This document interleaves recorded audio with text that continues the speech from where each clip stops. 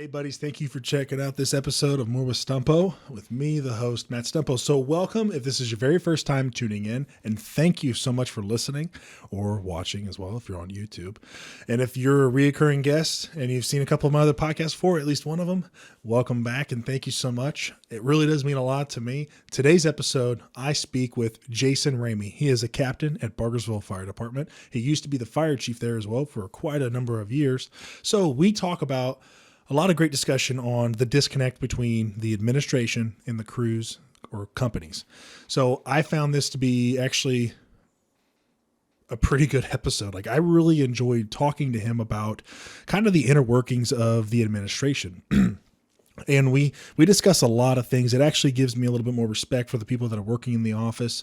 And also, do you want to know all the information, or do you not want to know? Do you want to know every detail of what's going on, or would you rather have the administration have the stress of it?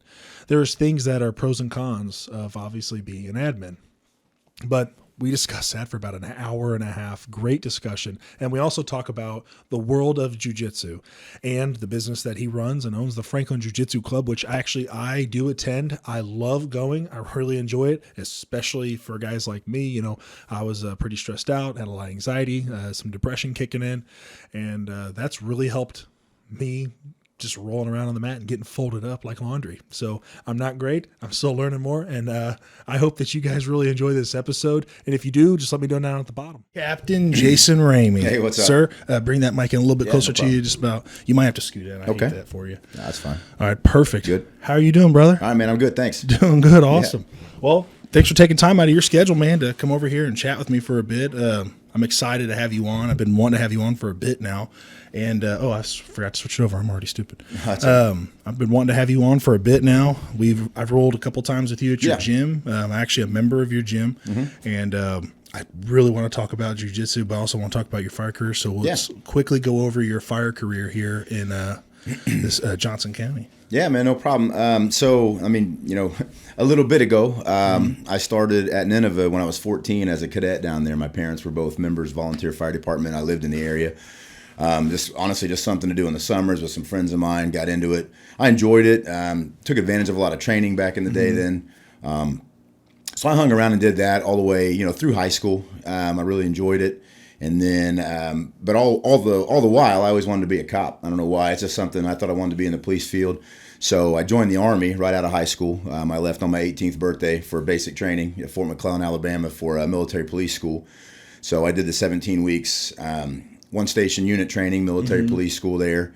And then I returned back and just did 6 years with the National Guard. Factory jobs, normal stuff.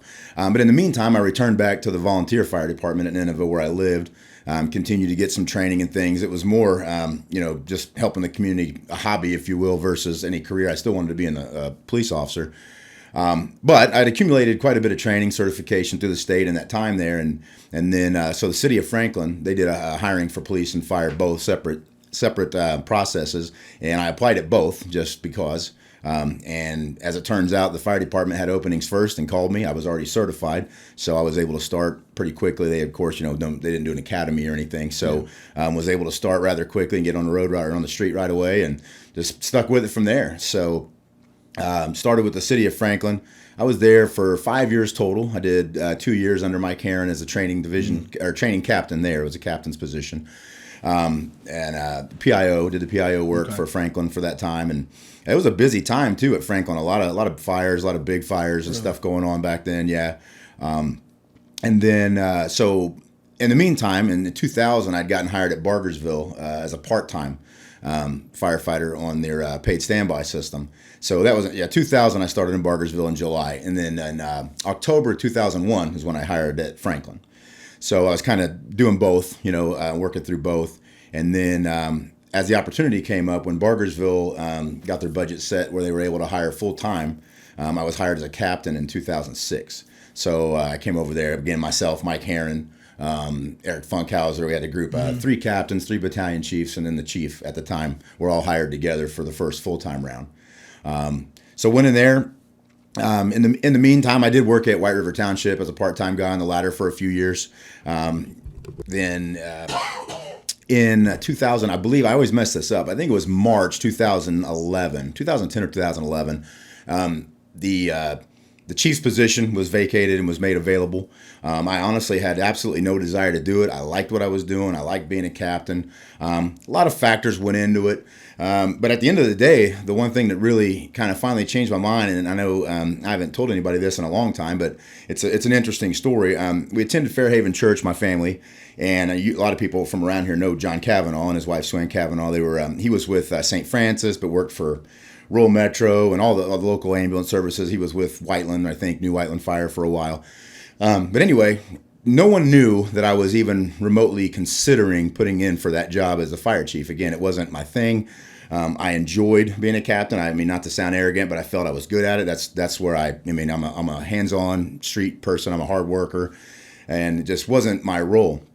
But out of nowhere, this was Sunday, so out of nowhere, I'm at church, and Sue Ann Kavanaugh comes up to me, and she said, "Hey, God's been talking to me, and I know this sounds crazy, and you're going to think I'm nuts, but God's been telling me that you have an opportunity to do something big, and you something to the effect of you can't really decide, you can't make up your mind." And I was like, man, nobody knew. Again, no one but my wife knew that this was even a possibility. And I said, well, that's really odd, Sue Ann, because I'm slightly considering putting in for this fire chief's job at Bargersville. It's open now. And again, just honestly, there was a lot of factors involved in it, but the atmosphere that I thought it could steer to, I thought, can I do better than what we might end up with? Or at least, to be as vague as possible, I didn't want to sit around and complain for the next 2, 4, 6 years about the fire chief if I had an opportunity to do it myself and maybe do it well. So with all that, I told her that, and she said, well, again, nobody can tell you what to do, but I think you should try it. And that was Sunday. I mulled over it for the rest of the week. I was actually on shift the day the process closed. So my wife helped me clean up my resume, got the application turned in, and I think the process closed Friday at 4 p.m. or something like that. And I was on duty, so my wife went and dropped my packet off that day. And then by the time everything was said and done, they did end up appointing me. So that's awesome. Yeah, so I did that for 8 years. We did a lot of stuff, built a new headquarters, started the ambulance program, rope team. And then just my family time and things are changing. The dynamics are changing. So I ended up, for the last 2 years, I went down over the training division, just managing the training ground and scheduling and all that stuff. And then just after a lot of conversation with my family and everything, I said, I've got my 20 plus years in now. With any luck, I'll retire once I'm able to, with the gym going like it is and having something to look forward to and do aside. I mean, I love this, the fire service. I love what I'm doing, but I just think you should only do it for so long. And that's, my personal opinion. There's a reason they let guys retire after 20 years. And I want to retire and enjoy my life. I don't want to retire and then be physically unable to enjoy my life. So as long as I, try to maintain a fairly healthy lifestyle and all that, I want to retire as soon as I possibly can, when I could still financially handle things and support the family. But all those things considered, we, agreed as a family, look, I need to go back on the 24-48. I want to go back to the street. I want to be a fireman again. That was what it really came down to, is let me go back to where I came from and let me get back to why I even, started doing this in the first place. And that's being on the street and helping people and the environment that's in the firehouse and all those things. I enjoyed the chief's gig and I really enjoyed the training thing, and all those things were good for me and the family.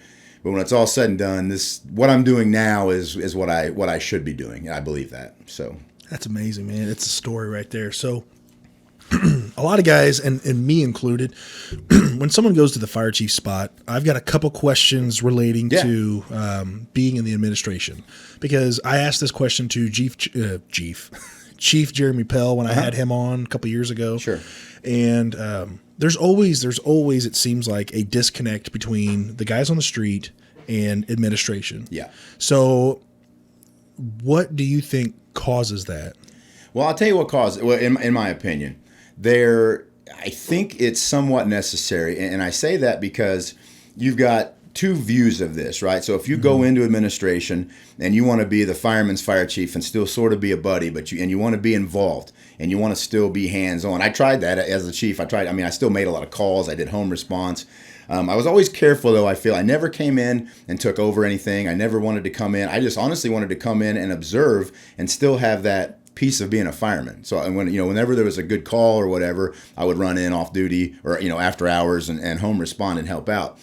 But at some point, or you come in on your day off, have a cup of coffee or whatever. That starts as sort of cool. People kind of like it. And I think that it's hard to find the balance between, this is the chief who's cool, wants to come and hang out with us, and this is the guy that will never go home. This is the chief that's hovering over us. This is the guy who won't give us any breathing room. You know what I mean? And in my opinion, makes sense. Had I not done this job, I wouldn't appreciate this now. And I try to translate this to my guys, and I've only been back on the shift for a month now, barely.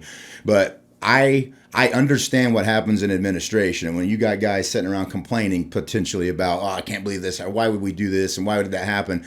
I can actually explain a lot of it to them. I can tell them, well, what you don't see is this.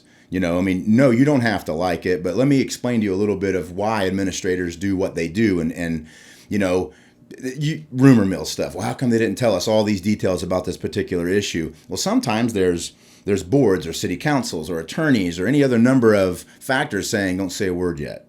And there's reasons for that, to release information in a timely manner. And there's always going to be somebody who felt like they didn't get told what they should have been told in time, or when they should have, or they were left out. So, I guess the biggest lesson for me in administration is understand that, like, people don't hate you because you're in the administration, but you don't have the friends that you used to have for a number of reasons. And I think most of them is just because there has to be a separation, or you can't be successful in administering and making hard decisions if you're always trying to be a buddy and pleasing everyone. It's difficult because you want to, but you cannot be successful with that mindset. That's really interesting because I've been, and I want to apologize, anybody watching this on YouTube, I don't know what there is, but the way the picture looks on his camera is different than one on mine, so I want to apologize for that. But I've been one of those guys that sat there and be like, why isn't he telling us this? Right. Why is the chief not talking to me? Why is this happening? Why is this happening?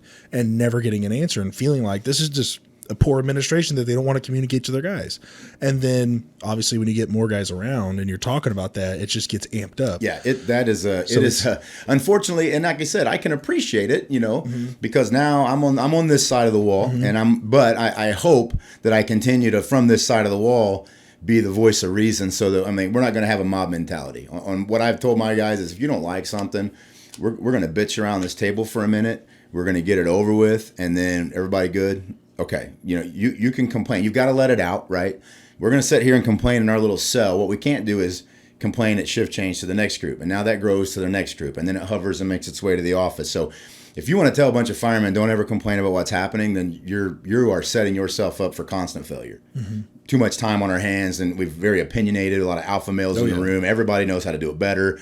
But all those things aside, you've got to have, and again, that's where I'm at now, is I'm able to sit back and go, for one, I'm like, who cares what information they're giving us? I've sat up in that office with all of the, all the information behind the curtain and the whole thing, and it's not great sometimes, you know what I mean? So I'm just fine being ignorant to things that are going on these days. I really am. Like, the truck started, I've got a good crew, my pay is very good, all these things are happening for me. Whatever the admin's doing up there, if it doesn't negatively impact me, then enjoy, do whatever. That's where I'm at. And it's hard for people who haven't been in that position to see it that way. But now that I've come full circle, I have no problem with being uninformed. I really don't. I'm like, sounds horrible. Whatever you guys are dealing with up there, that's not my problem.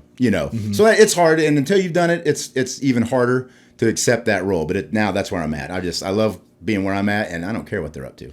To an extent. I think that some guys just care a bunch about what's going on, and they want to feel like, they want to feel like they have been made a part of the process. Yeah. And they want to feel like they can contribute, but also they're held to an accountability standard that some guys might not believe that their bosses are not held to. Yeah. Does that make sense? Yeah, and there's some validity to that too, but the other issue that comes about is people have a lot of trouble separating how to say it, I'm trying to say it correctly. They have trouble separating the model where admin listens to you and they heed your advice and they take it for consideration, and the model where admin does everything that you say that should happen. See what I'm saying? You can be heard, but things don't go your way. And that's, I think, where a lot of people struggle. If you go in with an idea and it doesn't work for maybe it's a budgetary issue, maybe it's a legal issue. I don't know. But if you bring something that you thought was just brilliant to the admin and they choose not to do it, they may or potentially have some really valid reasons why they can't do this particular thing. But here are some people will take that as, I don't know why I bother talking to them. They never use my advice.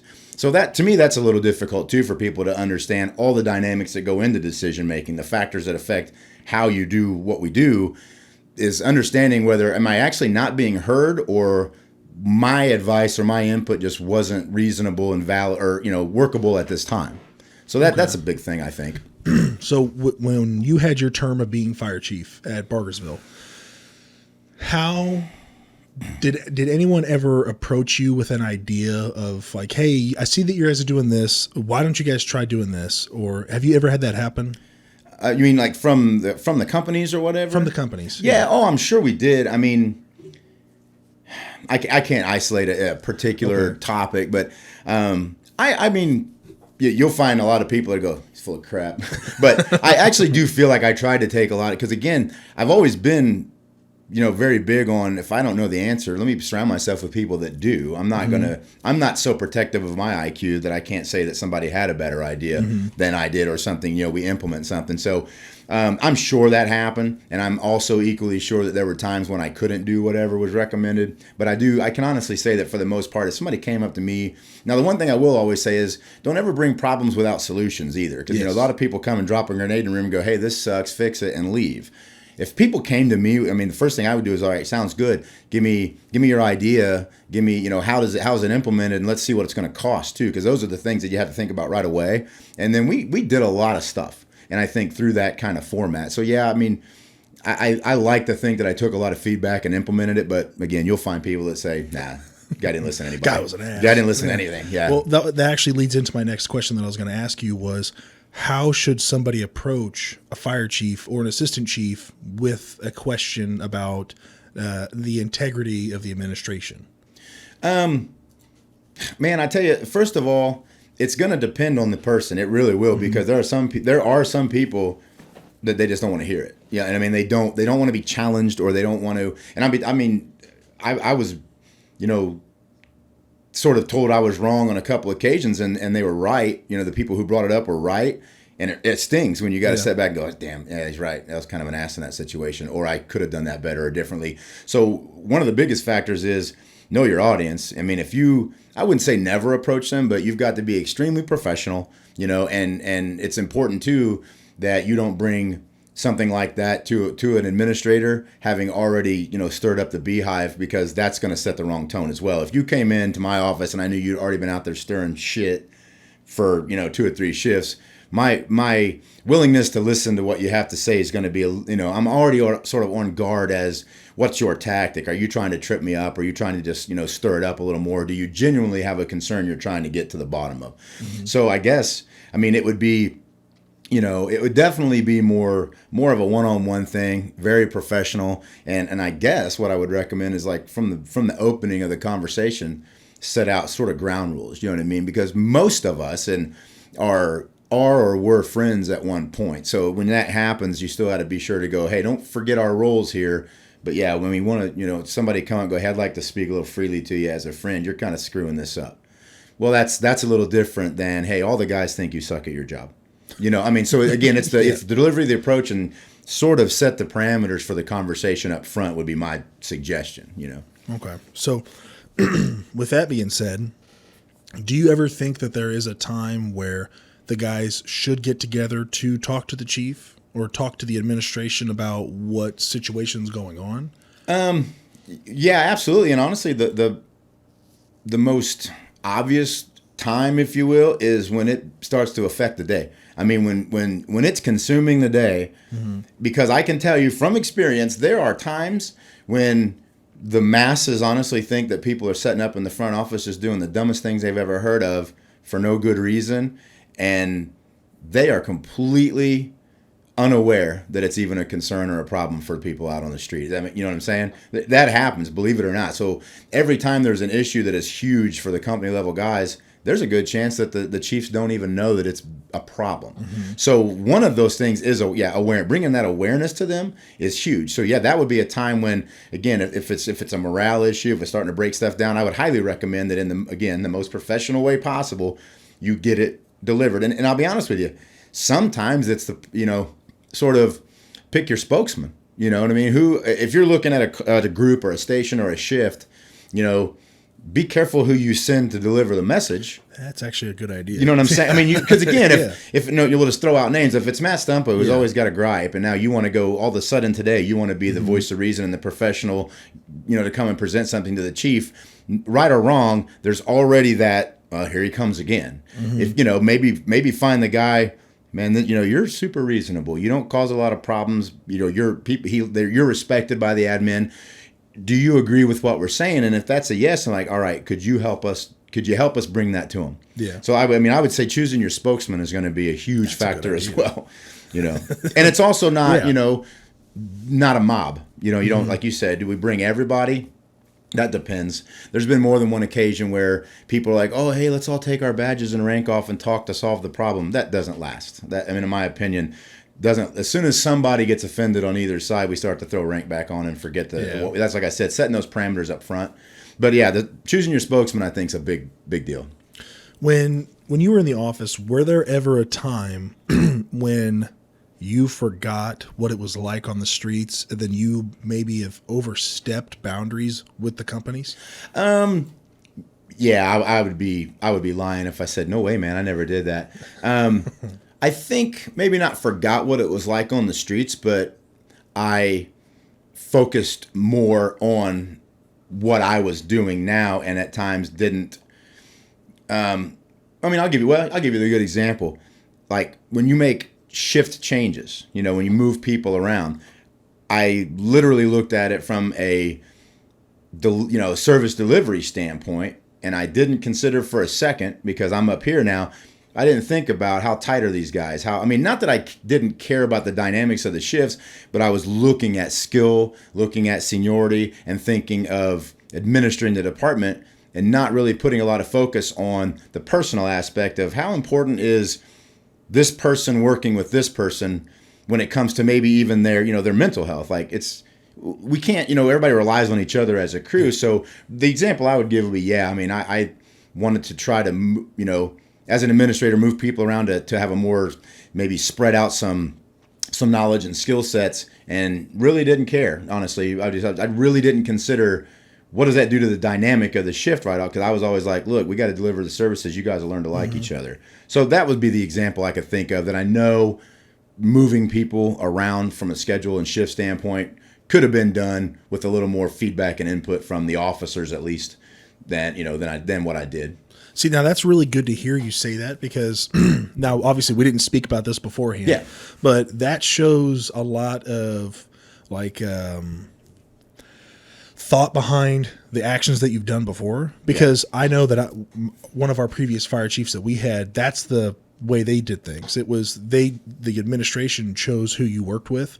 And at the time I was so new and young into the fire service, I didn't really understand it, but I know that I didn't like it. Yeah. Because I was like, I remember saying, like, we're working here, I'm working with this crew for only a year or two. And it's just when you built that dynamic and you start getting comfortable with guys, because obviously we don't get a ton of fires. So on fire runs, if it's a reported residence or an actual fire working incident, that's how we're getting to see how they work together as a crew. Right. Well, we get maybe 3 of those a year per crew, maybe at most. Yeah. And then you're just seeing how you're getting along with your crew on fires, and then also cardiac arrests and, seizures and all those types of basic EMS runs. And then you get switched up, and now you're with somebody new. Yeah. And you might be with somebody who you cannot stand at all, or you're with a crew that doesn't want to do any type of training at all. And now you're fighting an uphill battle with your crew for 2 years until the administration deems it necessary, like, okay, now we're going to move again. Yeah. So that's interesting that you mentioned that, because I mean, obviously, I'm sure now if I spoke with that chief that did it at that time, he might have a different opinion. And he might have, like, and that's the other thing, too, is I never sat there and asked him, well, why'd you do this? Yeah. And it might be a similar reason which you gave, which I find really interesting that you're looking at it as a service standpoint. Because I always thought, like, they're sitting there like, these guys are having too much fun over here. These guys are, they're doing all these, like, pranks and shit. Like, we need to separate them. Yeah, they don't work together. I would say, not quite those examples, but I would be lying if I didn't say that a fire chief doesn't look at it. If there's a squeaky wheel that's causing some problems, and maybe it's because they are being entitled and not being shut down. Yeah, it's not out of the question for somebody to go, like I said, like, maybe we're not going to bust up all the shifts, but we're going to relocate this guy. We're going to see if it's, do they behave the same way in a different environment? Is it just that guy? Are they being allowed to do that? So that happens. But like you said, for the most part, though, when I did it, it was all about, let me spread out this stuff, drivers, seniority, try to reduce time off from shift to shift. Because if, you get a really good experienced shift, that sort of leads into more and more time off on one end, too. So overtime. Yeah. So there's a lot of factors.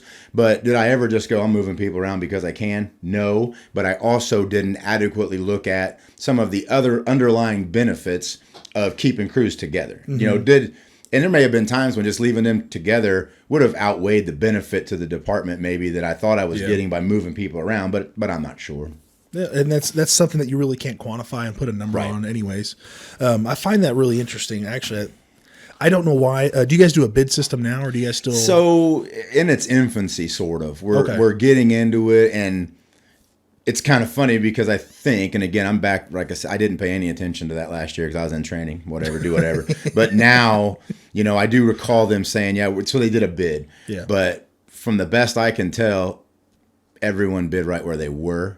And everyone stayed. So that's all. I don't know. I don't know that one person moved. So yet to say, do we do it? I think we're starting to work down that road, but it was no impact. I don't believe on what we're doing. So nobody was like, oh, thank goodness, I've been waiting for this. Now I want to go to that shift. Maybe one person moved, if that, and I can't even be sure of that. Well, I do understand that it would be tough right in the beginning. Yeah. To want to move and be one of the only guys to say, I don't, because it's tough for guys to be like, I don't like working with this crew. I want to go somewhere else. Because if no one else wants to move because they're enjoying it or they're afraid to make that first step. Yeah. I know at Greenwood, I don't remember when we first started doing bids, like how many guys moved, but I do know that with the shakeup, when it happened, like I remember I chose the same crew that I worked for. And at the time, my guys were very surprised that I chose that same crew. And I was just like, it's for my own personal reasons of why I stayed.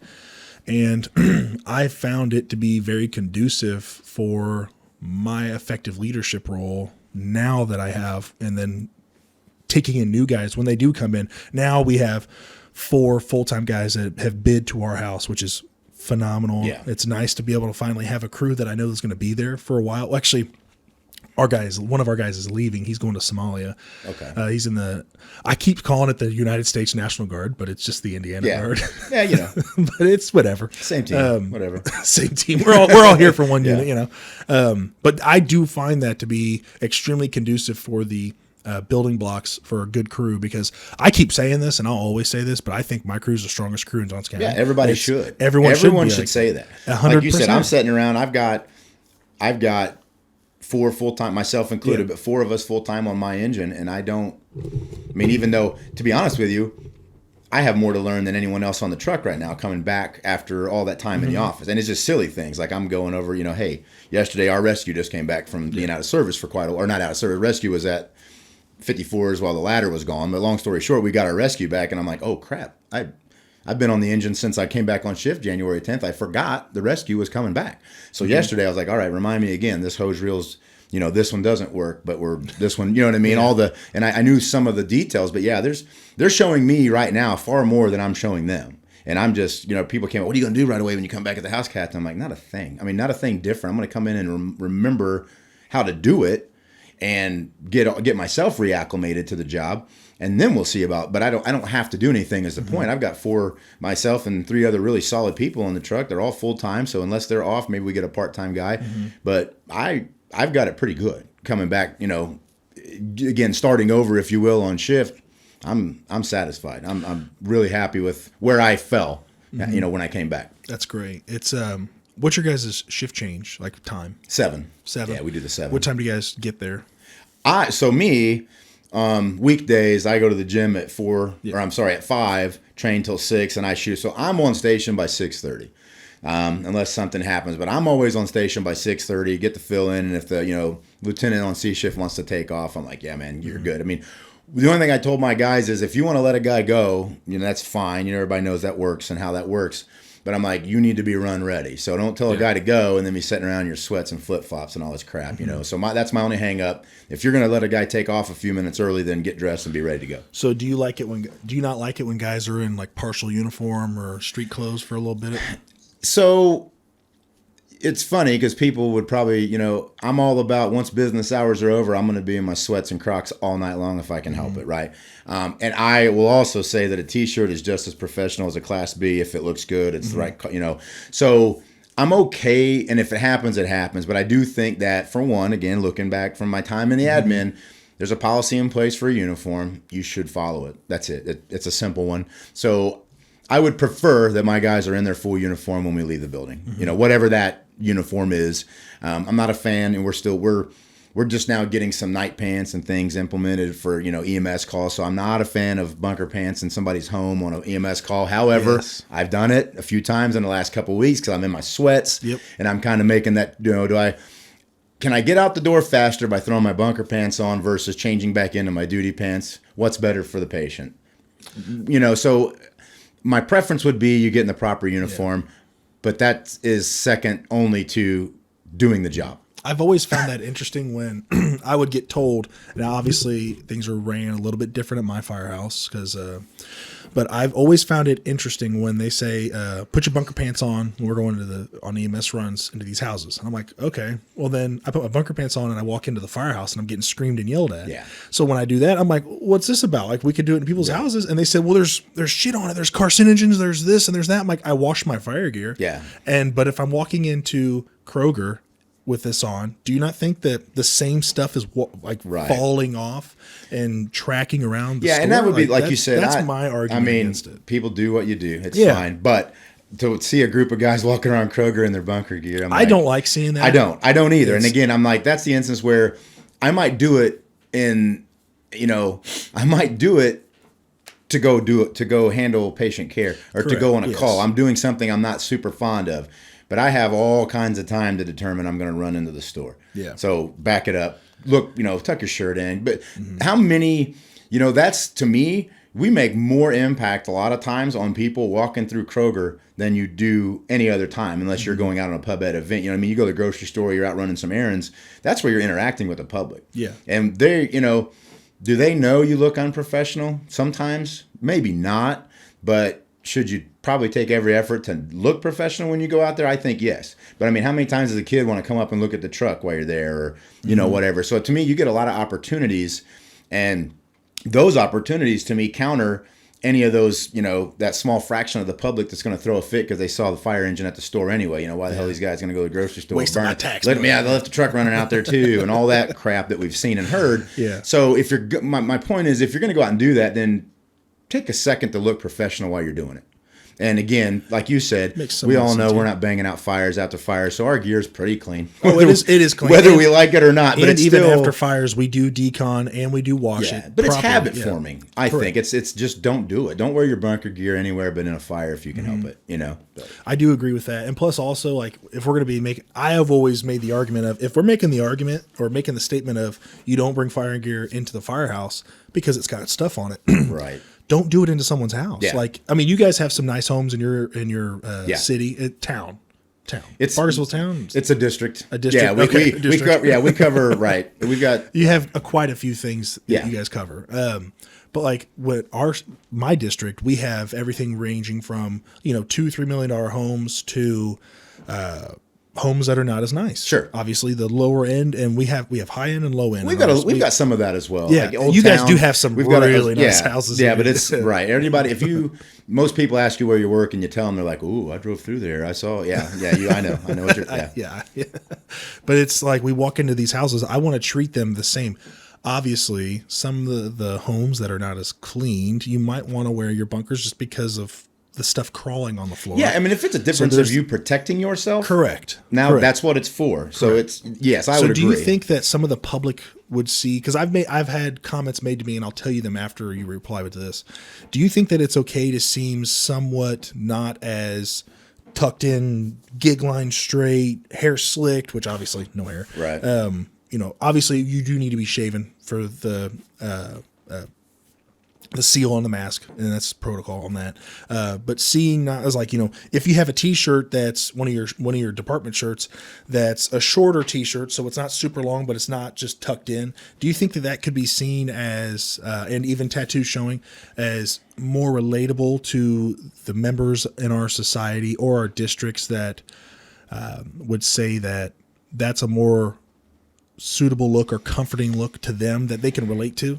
If that makes sense. Yeah, the question makes sense, and I honestly don't know. The only thing I'll say is, and you made reference to it, I think it 100% depends on, first of all, the situation. Because like you said, you roll up, we go to a cardiac arrest, they do not care what you're wearing at all. They won't even remember. You know what I mean? I think that regardless of the outcome, they're not going to flash back to that moment and think, oh, those guys they didn't have the right shirts on or anything. That's not that shirt wasn't tucked in all the way. Right. That's not what impacts them. But on the same note, the minute that the public is paying what they pay in taxes to fund what we do and all these things, I think that we owe it to them to look and perform as professionally as possible. Now, there's gaps for that. You know what I mean? Like, again, but even at that, in the middle of a workout, don't leave the building in a sleeveless shirt. Hang a t-shirt on we all know you got a second to do that. But there are, in my opinion, very few instances when you don't have at least a few seconds to just tidy it up before we go out the door. But I honestly don't think that. I think we owe it to the public, but I honestly don't think they care most of the time. I really don't. I think it's more... They don't. Most of the time. From right. The experiences. So the reason why I bring that up is that I remember walking into the store one day, and this was a few years back. I didn't have my shirt tucked in, and we were just doing work on the truck. So my pants were a little bit dirty, and my shirt was a little dirty. So I'm walking around. I had grease on up on my arms, but I washed my hands and everything. And I was just like, we got to run over there real quick because we were already out working on the truck outside of it. So we would just run on into the store, and I'm walking around, and obviously I got tattoos and stuff, and I'm, work out a bit. So I look like I'm a little bit bigger. And this guy stops me, tattooed just all over the body. And he's like, man, I love seeing guys with tattoos on the fire department. He's like, it makes me feel like I'm a person too. Yeah. I'm like, that's interesting. And he goes, you don't even fit the bill of a fireman. You got your shirts untucked. And he's like, you look cool. Like you look like you are a real dude. And I'm like, that's interesting. And then he starts asking me what my tattoos were. And I got to talk to him about God and everything, because this is what this whole sleeve is about, Samson and Delilah. And that was really interesting to me because he related to that. And that's how it seemed like he engaged more just because I looked more like him. Sure. So that was what I really took pride in. And I feel like I want to take pride. I want to represent those who don't feel like they feel like they're the misfits of society. Sure. That's what I like to relate to. So when I walk around the store and I see a guy with tattoos, I'm like, yo, bro, what's up, man? And I try to relate to them just because they're tattooed. They don't seem like they fit the bill of an average citizen. Right. And that was just my experience. Yeah, no, that makes sense. Yeah. I mean, it's funny, as you said that, I recalled at one point I had this has been several years ago. I was the chief, and I had a Ford Expedition as my take-home car, and it was filthy. It had been snowing and road salt, and it was just filthy. And a woman stopped in at Station 201 to get something from the receptionist, and I knew her. And at first, I kind of thought she was joking, and she was like, "No, I'm serious." And it kind of irritated me. And then I went, "Man, she's right." But she made a comment about how dirty my car was. She's like, "Man, that truck or that car out there is filthy. Taxpayers pay for that." And I'm like, "Ha ha." She's like, "No, I'm serious. That's really, you should take care of it." And I mean, at first I was like, "Hey, piss off!" But immediately I'm like, "Man, she's right." Yeah. So just something like you said. We owe it to the public to take care of what they've provided for us, but it is nice that that somebody can go, "Man, I kind of never thought I could be a fireman because I got tattoos and stuff, but now it's possible." Yeah. And I relate that too, because if you look at me as a captain several years ago, and you'd be like, "Who do you think will be the next fire chief at Bargersville?" I wasn't on the long list.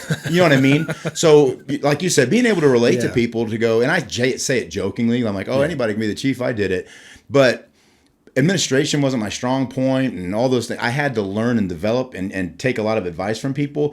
But it is nice when you can relate to somebody who thinks that maybe they can't do something. I'm not able to do that for any number of reasons. I'm like, hey, you never know. Yeah. You know what I mean? I pulled it off for 8 years, and we did a lot. We were we did a lot over here, but yeah, nobody would have been like, yeah, probably going to be that guy coming up here. No. It's probably going to be him. No. I think people think the same thing of me. Yeah. Obviously, me being when I was very young in the fire service, it's extremely immature from what I was told. Oh, yeah. I never thought I was. I thought I was perfect. Sure. So when you talk about getting a lot of stuff done in the office, obviously you guys have a great pension base. Mm-hmm. Your salary is what I find to be pretty amazing.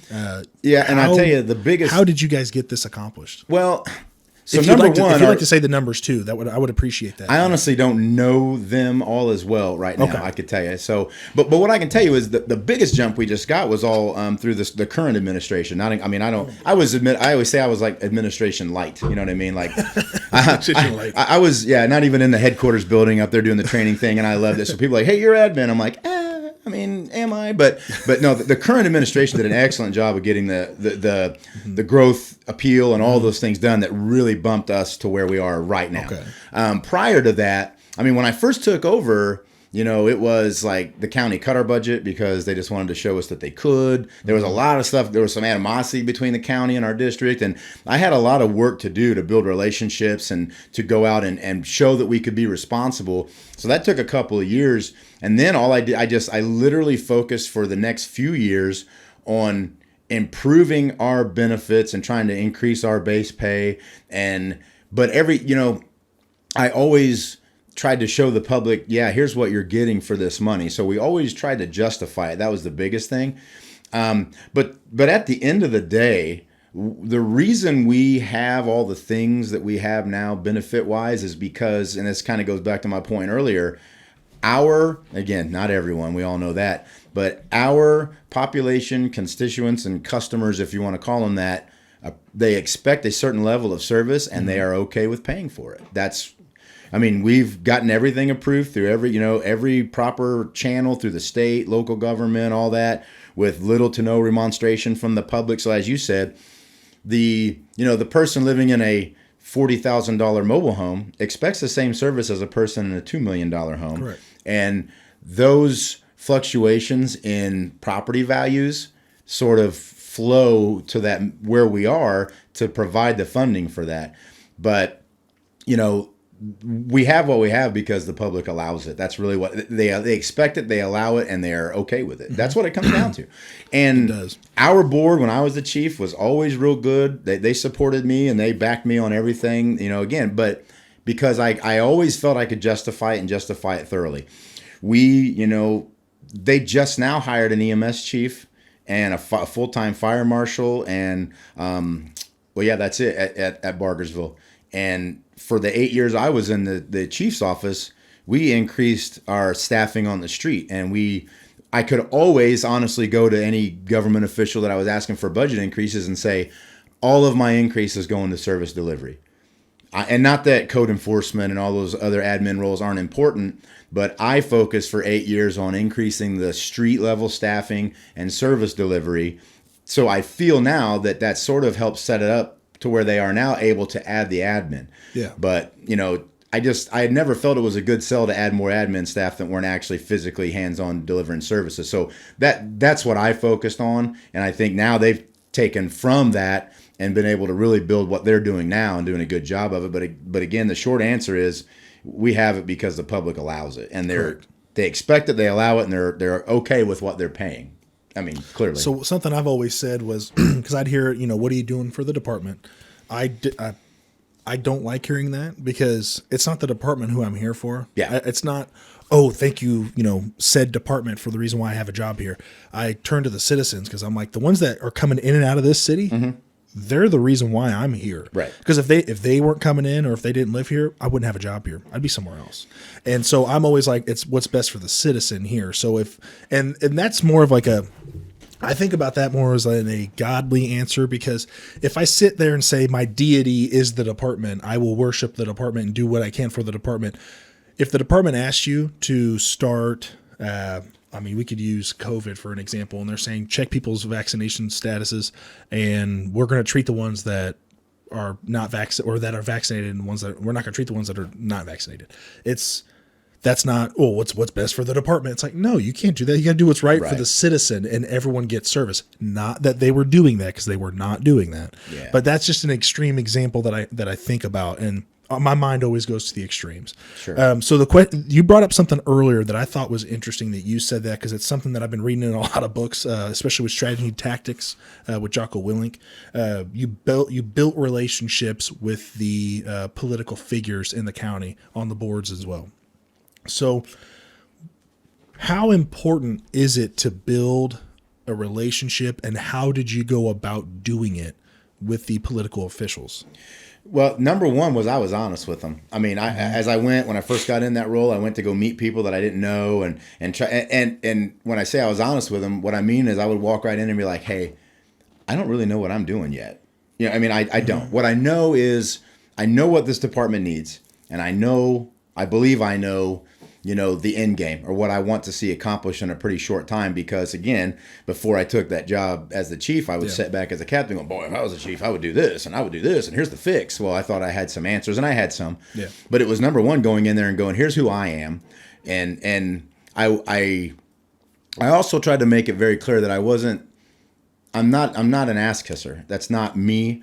But in the admin, you have to play the game, and you have to chum up with some, I'm never going to compromise my morals, but do I like everybody I've ever had to deal with in government? No, not at all. Do I dislike some of them? Sure.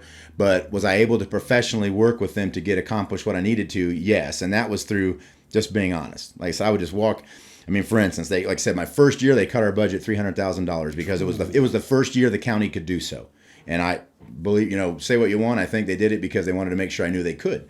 And when I went into my budget hearings, I said, I see what you did there.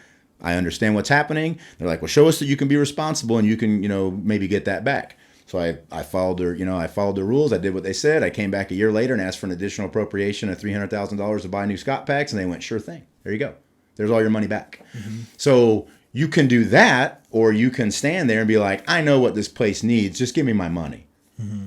So, you know what I mean? I still got where we wanted to be and where we needed to be, but I did it by being honest, following. Again, everybody's got a boss. If you think that you're going to run things, there's always somebody above you at some level.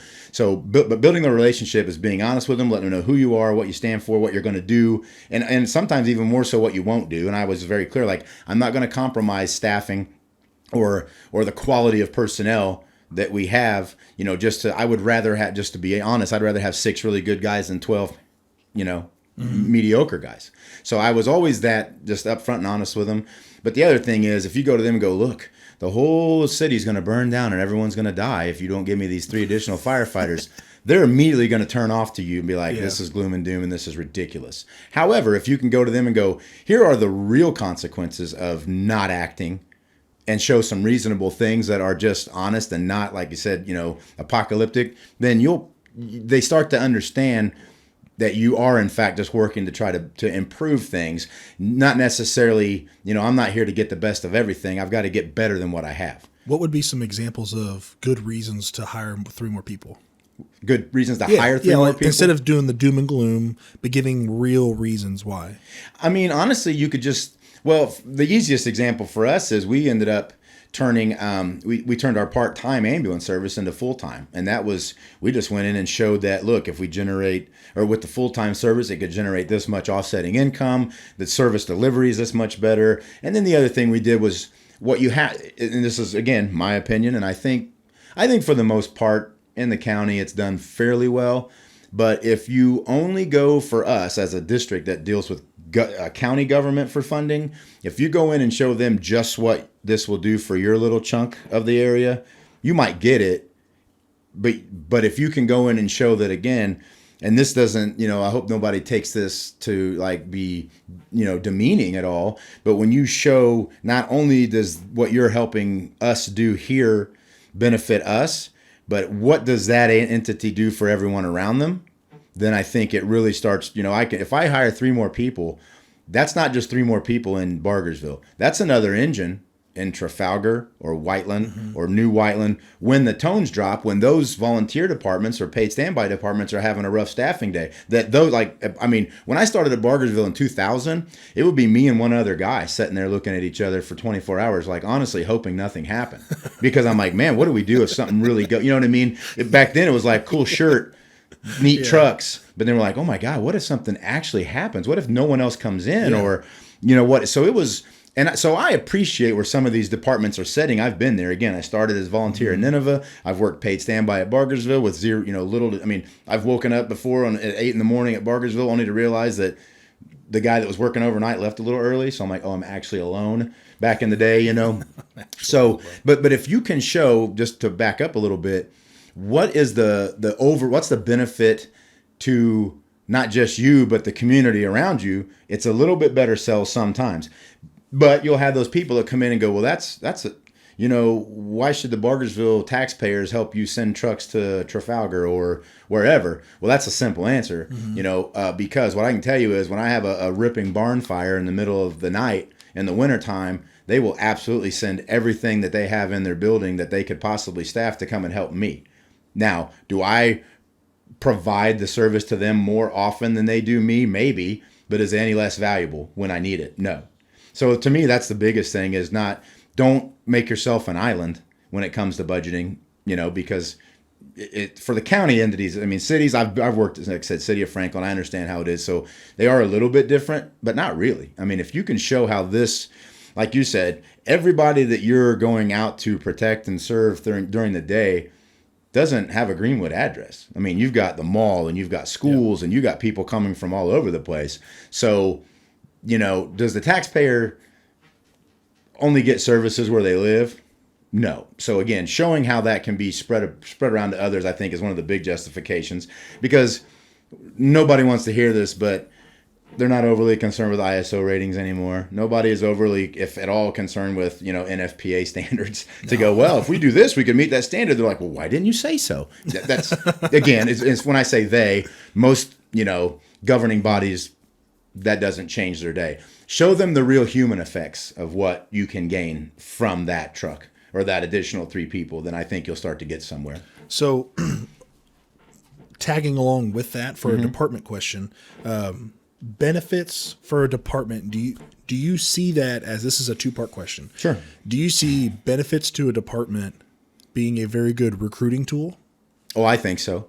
Okay. Yeah, I do. To the point where, again, I was always trying to increase our staffing, but I'll not lie to anybody. I was more concerned with increasing the benefits of our current staffing before it was adding. Because again, if I could retain those guys that I have now that have been here and have a vested interest in this department and all these things and some history, keep them from leaving to go, a mile north or wherever they may go. For us, for anybody, guys that get a chance to go to the IFD, that's pretty common. And I mean, I don't hold a grudge. We had a lot of guys when I was a chief. I joke with them, but when you can leave these smaller departments to go to the big city and do all these calls, and they're going to do that. You'll never stop that. But when we're sort of comparing geographical apples to apples here, yeah, I think it's gonna. I mean, I think it's really competitive. Yeah. And if you don't, and you'll have somebody go, well, it doesn't matter. There's a list. I could hire 10 more guys if 10 of them leave. It doesn't work that way. You can hire 10. If 10 people leave this agency, you can pull 10 more off your list. You're right. But man, the time involved. That's if you can get 10. I know of a department that only got like 13. Yeah. And that's crazy. That is insane to me. I sold my motorcycle, my dirt bike this time last year. Oh my gosh. Man. That was a nice bike too. I actually sold it to Grant Gilbert. No, that's his truck, isn't it? That's his old taco truck. Right, yeah. That's funny that it popped up. Sorry about that. No, that's all right. No, but yeah, to me, the benefits are huge, and it should outweigh it's the quality over quantity, in my opinion, when it comes to the staffing. But again, to throw on the Chiefs hat, that's where the guys have to understand that, okay, so they're really working hard to increase this pay, benefits. My part is come to work, don't call in sick when you're not sick. Don't put the department in a bind, because to me, that's a take. You know what I mean? So that's where I would. Do you guys have a Kelly day there? We do. Is it a half Kelly? It's a half thing. It's yeah. a half Kelly. See, Yeah. now that's where I'll interrupt you on that. And Sure. I apologize. Obviously, at my department, I work at Greenwood. Obviously, people know that. Yeah. And those who don't know that, that's where I work. I love my department. I love my city. I love where I work. I really enjoy it. But benefits matter immensely when trying to retain and obtain people. Yes. Because you'll have guys that'll leave our department to go to a smaller department because their benefits are better. Sure. And that makes sense. And they don't have the run load. Like, you guys don't have the run load we do. Right. And neither does White River. But yet they're taking guys from us to go to them. What does that say? And I sat there a couple years ago, which is why I had Chief Pell on, because I was like, what is it about your department that makes it so much like more of a gravitational pull for people to go there? And it's truly about like culture and relationships and benefits there. And I do understand that. Obviously, growing up a little bit now since then, guys that have families, guys are like, I need better pay, and I need the time off, because you look at stress, depression, anxiety, suicide, diabetes, cancer. A lot of that stuff is due to a lack of sleep. A lot of it's due to an increased amount of stress from the job. Right. And the more time you can get off to kind of recoup that stuff, because it's the repetitiveness coming back, and you're not really catching a break. Let's be honest here. Right. But having a Kelly day is that, and I would like a Kelly day. I'm very open about either. I would like a Kelly day with a 7 a.m. shift change. I'm tired of the 6 a.m. shift change. There's no reason for you guys. I don't understand how that happened, but I'll tell you how it happened. It happened because of the part-time system that we had. For overlap. Yeah, that does make sense. Okay, guys coming and going. Correct, from their full-time jobs, and I get that. I respect that, but it's times need to change. I don't want to do. Here's the thing. Yeah. This is a good example, right? So when I took over as fire chief, we had to wear Class Bs all day. Ugh. All day long, Class Bs. The captains were wearing white Class Bs on the engine. You know what a white Class B looks like for an engine captain? A guy like me, again, I'm like, wreck. I don't care. So it's funny because, somebody can pay me for this little nugget later. So when I first came in, the first thing I did, day one, I said, hey guys, t-shirts. We can wear t-shirts now. Clean, no holes, no cracks, good new t-shirts. I was a hero. I could have done nothing. I'm serious. I could have done nothing else beneficial to the department for a year. Yeah. But they were running around in t-shirts, happy as hell. So what I'm saying is small wins. What I'm saying is a new fire chief comes in the city of Greenwood, wants to be a hero. You recognize that you're limited on your part-time staff, and you're like, hey, you know what? We're going to pay everybody an hour of overtime and changing a 7 a.m. shift starting tomorrow. Hero level stuff.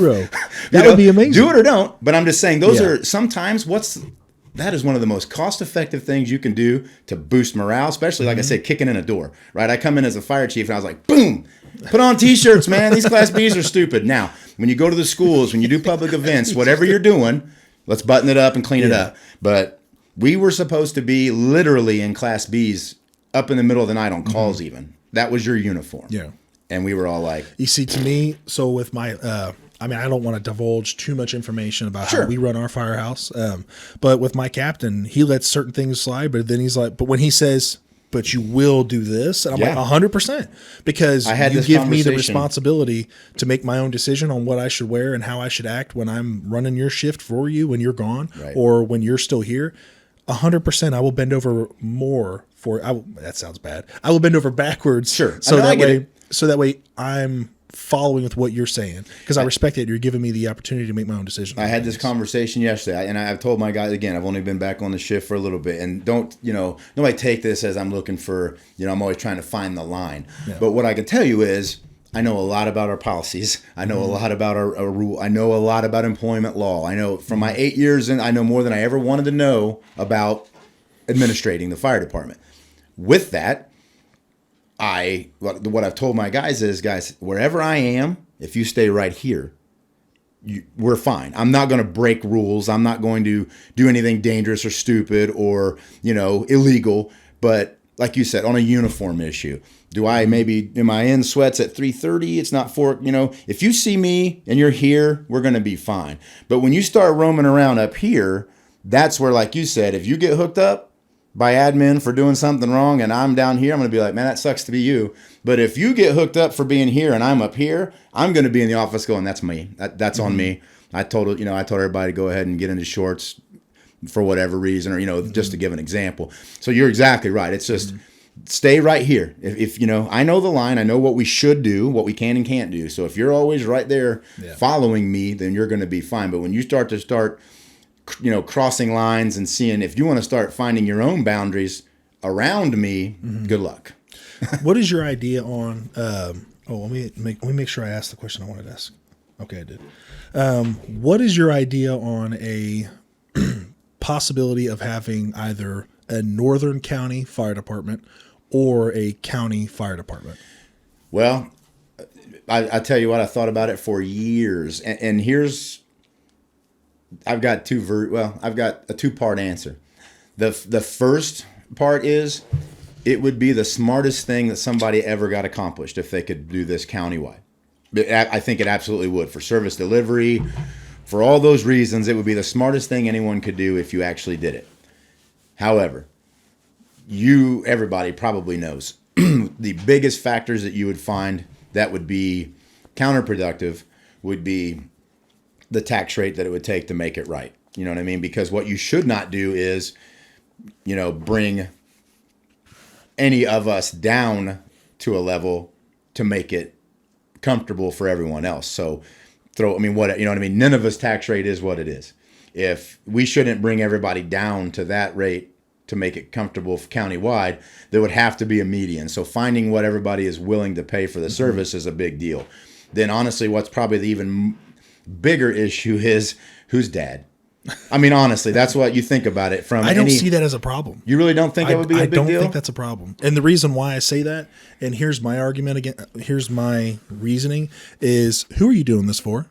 Oh, no. I'm not saying me personally. No, not you. But that's what I would say if I'm a part of the Johnson County board or commissioners. I would say, who are you doing this for? Why are you wanting to be the head? Why are you so worried about your position? Exactly. Yeah, no. I agree with you then, but I'm saying. Yes, that I do see how, because I talked with another chief about that, and he said, well, who's going to be the boss? And I said, I don't find that to be a problem. Yeah, not me. That's what I know. Yeah, you know what I mean? Yeah. So who cares? You hold a process for it. You have the county commissioners and then the city officials and town officials that come in and say, this is who we're going to interview.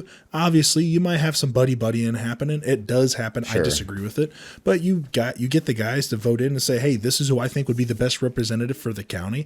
Shoot, even have two of them do a North District, South District, and have them work together. It would be a big enough department. Now, again, and I won't name names, it's not hard to figure out. But however, it also is a tough sell when you tell a community or an entire county, we're going to save so much money if we consolidate all these agencies into one. But now you have 400 people in admin. Yeah. You know what I'm saying? How much to me, the only way it would actually work is if you truly consolidated some of that. I mean, I don't know, administrative fluff, if you will. And you know what I'm saying? It could work, but it would need to be spread out. I think some of that admin stuff, but anyway, all those things aside, I think your biggest issue would be settling on a tax rate that people are willing to pay. But then, like you said, not from the company level, but people who are comfortably sitting in leadership roles today, that may be looking at not being there as a result of this would probably, some of them, not be a fan. What happens to that? Where does that person go? What do they do? I don't know. See, I see that as an argument that is that tells me a lot about a person. I agree. And that's my personal opinion, but I don't know everything. I'll tell you, here's the funny thing. In my interview for the chief's job, and I tell people this all the time, and they're like, that's insane. I'm like, well, it was, again, I started this whole gig being honest.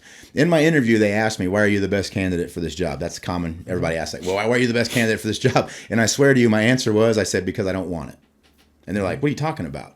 And I said, anybody who will take a job as a fire chief and all they want to do is be a fire chief, regardless of, I'll do anything to keep this job, that should concern you. I said, I really like being a captain. If I come in here and I suck at this and in a month you send me back to the engine as a captain, I'm going to be fine. I'm doing this for, again, I had several personal reasons why I went ahead and threw my name in, gave it a shot, seemed to work out okay. But when they said, why are you the best candidate? I said, because I don't even want to do it. And they were like, well, that's odd. I'm like, no, it isn't. Hear me out. I want to do it. I want to make progress. I want to do well. But if it's not for me, it's not for me. It is not my existence. And when people start to make that role their entire existence, really, really hard. Like I said, I couldn't wait to come back as a captain. I mean, couldn't be happier. Yeah. Some people that get really, really ingrained in a title or a position or a role, and you start seeing that they're going to have to go back to something that's not that. Yeah. It's difficult. I do think that to speak back on the part for the county fire department or the Northern County Fire Department, I think I wouldn't ever say you're going to save money to a city. I would never. I wouldn't say that. What I would tell them is right now, let's use White River and Whiteland. I would tell White River, you guys are getting an amazing service for what you pay for, because I truly think they are. Sure. Then I would turn to Whiteland. It's not that these guys are not good enough. It's just they just don't have the staff. They don't have the resources. The resources. They don't have the training. Right. And I would turn to Whiteland and I would still tell White River, I'd say, or Center Grove or Greenwood. These guys over here are going to be benefiting because they don't have the funding. They don't have the budget to meet the standards of what service we give. So we're still giving you great service, but everybody else in this county that we're all together as a family is going to be getting an upgrade. Sure. They're going to be, and I truly believe that for these small, and it's not that these guys don't know what they're doing. It's they don't have the budget and the resources, and some don't have the training because they work, like these guys are volunteers. Like they work full time. They're doing this when they have, which I think volunteers are, I actually applaud them, even though sometimes they can be cringy and stuff, but I applaud them because only on TikTok. Only on TikTok. I'm telling you. Only on TikTok. There needs to be a button where you can just recommend it's like a report button, but the cringier, firemen are the worst on TikTok. They are. I am on TikTok, so I'm probably pretty cringy. I don't know, but it's you've actually seen my stuff on it because I've seen a few. Yeah, I'm pretty cringy as well. But I just think that they do an amazing job, but they've got full-time jobs that they're worried more about, which I understand. I would be too. And then when they have free time, they take rides. So it would be mainly for those other towns. My town would benefit greatly from it. I think Greenwood's I always say this, and I think that it's also hurt Greenwood's budget, but Greenwood's firemen do such a great job with the amount of things that they have. And that's the biggest downfall. Everybody knows that. We've all done more with less. That. Correct. There's not a single one of us that's going to sit there when the tones go off and go, you know what? They didn't give us the increases we wanted. Not today. Too bad. Correct. Yeah. No, we're going to go out there with 3 people instead of 4 and do whatever you've got to do and hope that it works out. And everybody on the outside is going to, man, look at all those trucks. Look at all these. Man, they got all kinds of help. And again, they don't realize that when it really, really goes down, you've got 7 different agencies there. Yeah. But they just see, well, everything's working out just fine. And I think firemen, I would never recommend that you don't give the 110% service that you've sworn to do. Right. Because firemen want to be there for that. Yeah, there's some guys that like the pension. There's some guys that like the benefits and the insurance, and that's what they're there for. There's some guys that like the T-shirt. But I would say over 95% of the guys that are there, I'd even bet on most departments it'd be 99% of the guys that are there. They want to be there and they want to give 110%.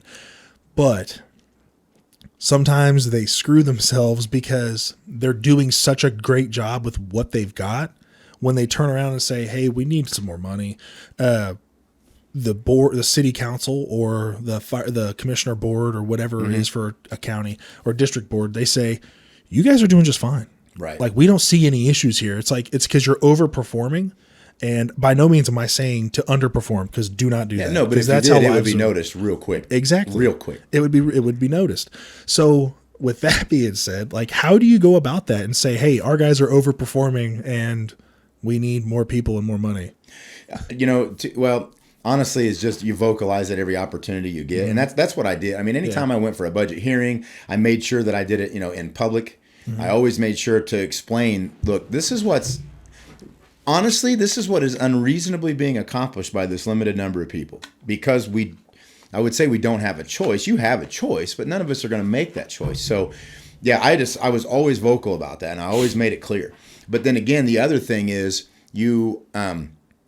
for us, we added services. We did the rope stuff. Yeah. We added the ambulance. So you start to justify, you do additional things. So be very active in the community, be very active in the schools, be in the downtime, if you will, do everything you can for people to see you, so that when those runs go down and you are doing more with less, people see that, again, I'm not only paying my tax dollars for the fire department to go out and put out fires. Mm-hmm. If people paid us per fire, like you said, it would get slim real quick. Oh yeah. So you've got to fill and pad all of your other time being in their face, mm-hmm. but then being clear to show them, yeah, but when it really hits the fan, we're screwed. Yeah. Here's why. We are performing as best we can, but it's unsafe, and here's why. And here, all these things. But again, you deliver it with factual data and back it up with statistics if you can find them, or at least real world examples or stories of your own department. Don't just say that, oh, it's the worst possible scenario. Here's what, the whole earth's going to burn if we don't get this mm-hmm. other engine in service. What I think is imperative on most departments and for most guys to do when you bring up the idea of be seen by the public, go out and do, like, go to schools, go over to the businesses, walk around, check them out, talking to people, building relationships. I think that's great. I know every time we go to Kroger, there's the ladies that work there at Kroger, the cashiers. Sure. I'm always talking to them, always kind of like hitting on them and stuff, because, they're older women, but they always say something to us when we walk in, and they're like, oh, there's my fireman. It's like, it's their relationship with us. Oh, yeah. And then, I'll use the example. We had a cardiac arrest, and what does giving good service look like? It's not only giving great medical care service. It's not only that. It's the professionalism. It's being gentle. It's being caring and kind and talking and helping the family through that traumatic moment that they just went through. We had a guy who overdosed, and he ended up in arrest. So we worked him, vomit everywhere. They picked him up. We got pulses back. So they picked him up. They put him on the backboard, cot, out they go. I'm the driver, so I'm left behind to pick up trash, which is perfectly fine. Some of the guys helped. But I'm looking at the floor, and it's like, this floor's got vomit all over it. And their floors were dirty beforehand. Like, they were not clean. Right. It looked like they've not done them in a long time. But I turned to the woman. It was her son. I said, do you have any, like, floor cleaning supplies? And she's like, obviously traumatized because her son's dead in front of her. And all of a sudden now the guy's asking for floor cleaning supplies. Right. And I said, is there any floor cleaning supplies? I couldn't find any. I'd like to clean up some of this mess. And that, to her, she might not think about it right now, but what I didn't want was for her to come back from the hospital after, let's say her son died, he ended up passing away, but to clean up the mess of his vomit and his blood that was on the ground. She doesn't need to do that. Right. And I'll tell you, again, not because it's a huge soapbox issue for me, so I'll be careful, but that to me is one of the things that I took a lot of pride in when I was the fire chief. Is when we started our own ambulance service, I wanted to be better than mm-hmm. what was being provided around us, and I'll just leave it at that. And the one thing that I did was, if our patient did not survive, we weren't sending a bill. Now, I don't know. I think maybe they bill insurance now, mm-hmm. but no, I don't know. I don't know how they're doing it now. I've been out of that for 2 years now. But as the fire chief, like you said, I always made sure that if the patient didn't survive, we did not send an ambulance bill, because what could be worse than dealing with the funeral and all mm-hmm. that? And now, 90 days later, I got a $1,200 ambulance bill, and this will sound like a joke, and I don't intend it to be, like, did you do that good a job? They died. I don't. You know what I mean? That's not the reality. Yes. But if you're the lay person, you'd be like, $1,200 and I'm still burying them. Yeah. That's not how the system works. But for me, I never wanted that to even be a thought. So I always made sure we wrote off a lot of anything that insurance didn't cover. Mm-hmm. We wrote off anytime somebody was deceased, and that was because, to me, that was taking care of the community. Yeah. The funding was helpful and the revenue was beneficial, but not as much as that person remembering, man, I never got an ambulance bill. Like you said, mm-hmm. if I can't make your situation good, I should make it better. Yeah. Whatever that, maybe like you said, it's the floor's clean this time. Mm-hmm. I didn't get a bill after my loved one died. Mm-hmm. Maybe it's there's a lot of situations, but just if you can't make it good, make it better. And that's what our job is to do. It is. We're public servants, and that's why fire departments are looked at to be the guys that are the heroes. It's not just pulling a kid out of a building, which it's not just rescuing somebody from a fire. It's not just getting some pulses back on a run. It's not just cutting someone out of a car. I think I just said that one. I might have said it twice. Maybe. If I did, that's whatever. But it's also being there for somebody. And that's the reason why I think that there's a disconnect between police officers and the public and firemen and the public. Because you'll see some nice stuff. Like last night, I was driving to my dance lessons class. Yes, I take dance lessons. I highly suggest it. It's amazing. Yeah. Last night, my lessons were Rumba and what was the other one? Rumba and something. Oh, Tango. Rumba and Tango. I'm in bronze one. Don't worry. All right, good. I'm actually really enjoying it. So it's actually helped with my calves. Like for some reason, my calves are just building up like some actual strength and size. Well, my daughter's ripped, and that's what she's been dancing since she was 4. That's awesome. My son, who's the football player, is always like, damn, every time she'll post a picture in one of her dance competitions, she's like, what kind of dance does she do? She does competitive, like a lot of, she does some hip hop, she does some jazz. Okay. She actually does a little bit of everything but tap. She's not a big fan of, tap or ballet. But it's all big group production, then she does a solo. But does she do like ballroom? No, she doesn't do. She does some lyrical, and I don't even know what a lot of it means, but she does. It's a lot of gymnastics infused dancing as well. Okay. She's got, for 13 years old, she's got some insane tricks and flips and all kinds of. But like I said, my son, who works his ass off as a football player, lifting and all that, he's like, he'll see her and be like, man, what the hell, what is going on? Why is she so jacked? Well, like with the dancing and stuff, like I've enjoyed it because it's really helped with my my coordination with my feet and moving and not having to look down. So I feel more stable as I'm walking around because I'm practicing these dance moves, and obviously doing the jiu-jitsu, which we will get to here shortly. Which is really like you have no idea how much it's helped me out. Like I want to do it more, but I'm so busy doing this podcast stuff and lifting and everything else I've got going on. Like I wish it would bend to my schedule, but it doesn't. So. Where was so what I was talking about with police officers building relationships with the public. When I was driving through to head to my dance class, I saw a Franklin police officer here in Whiteland fishing someone's car to unlock their door to get in the car. And I was looking at that. I'm like, oh man, like I'm just watching him do the thing, and I'm like, that's the kind of stuff that he's not in his own city. He's in a completely different town. He's helping out. He's building that relationship with that one person. Right. I don't know if he got in the car or not, but after you're done with that, it may seem conceited. Take a picture with them. Hey, you mind if I take a picture with you after we get your keys? And if they say yes to it, they give consent to it, you take a picture. This sounds so conceited. It sounds so wrong, but police, fire, like you guys need to take pictures of what you do after the fact. Get consent from them and say, do you mind if I take a picture? I want to post this on Facebook to my department's Facebook page. Build that relationship. Right. Yeah, you're exactly right. Because I think that I don't believe anybody would be surprised to go, oh, Bargersville trains a lot. No, you know that because it's all over. You guys have we make a big deal about that because again, what's next? I mean, what is second to going out and making calls, right? It's being prepared to do it. So if you're not like, if we remain at the call volume we're at, it's ticking up. Everyone's is. But if you don't train, or what do you do with the downtime? Like I was saying earlier, what are you doing with the downtime? Well, if somebody comes to Bargersville and says, what do you guys do with all this downtime? Well, we train, we're doing public education stuff. We're, this and this. Then it starts to help justify, again, that budget. If we are just paying departments to make calls, that's a hard tangible. Sell. They can see it. They can look at your Facebook page and they see, okay, they're doing this. Like, I posted a video on my TikTok of me doing a truck check, and all I did was I took a video. I played a song. It was the Wednesday Addams song, "I'll Dance, Dance," which is a fantastic song. Yeah, and Jenna Ortega is smoking hot. I'm obsessed with her. Look, I'm 46. I can't. My daughter watches her older shows on Disney or whatever. Oh yeah, so, yeah. Sorry, I don't see her that way, but. You're much younger than me. You get away with it. I do. Yeah. Well, I'm 30. She's 20. It's still good. She's 20. Yeah. Right. But my oldest is 19. Okay. So, trust me, it's weird. You're dating their daughter? No. Yeah, it's weird. But I posted that video on TikTok and it got a decent amount it got a couple hundred views on that. But it's like, I sat there and thought about it. It's like, if they're seeing what we're doing, like if I'm showing them, hey guys, this is what I'm doing for your truck. Like, this is your truck, City of Greenwood's truck. Citizens of Greenwood, I am checking in your truck to make sure that if I come to your house today, that thing's working. Right.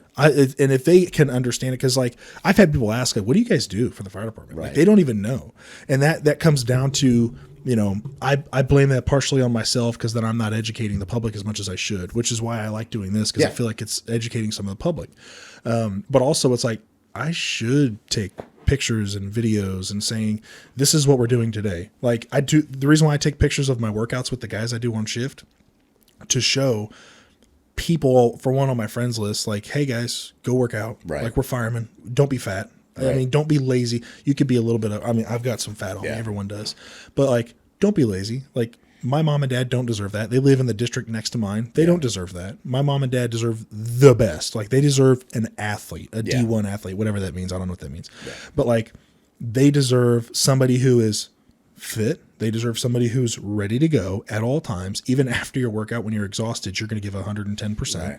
They deserve to know what we're doing. What are we doing? Like, we're public servants. Everything we do, almost everything we do, should be public for them to watch. Right. And I remember, like, our department had a policy as a social media policy. You couldn't post hardly anything at all. Well, what kind of relationship does that build with the public? Right. Not a good one. I don't believe it builds any relationship at all, because when you go and say, hey guys, we're looking at, like, this hasn't happened, I don't believe, and I don't think it would happen right now, but like, hey, City of Greenwood, we're looking to increase some taxes to, increase salaries to retain people here at the Greenwood Fire Department. They're going to be like, no.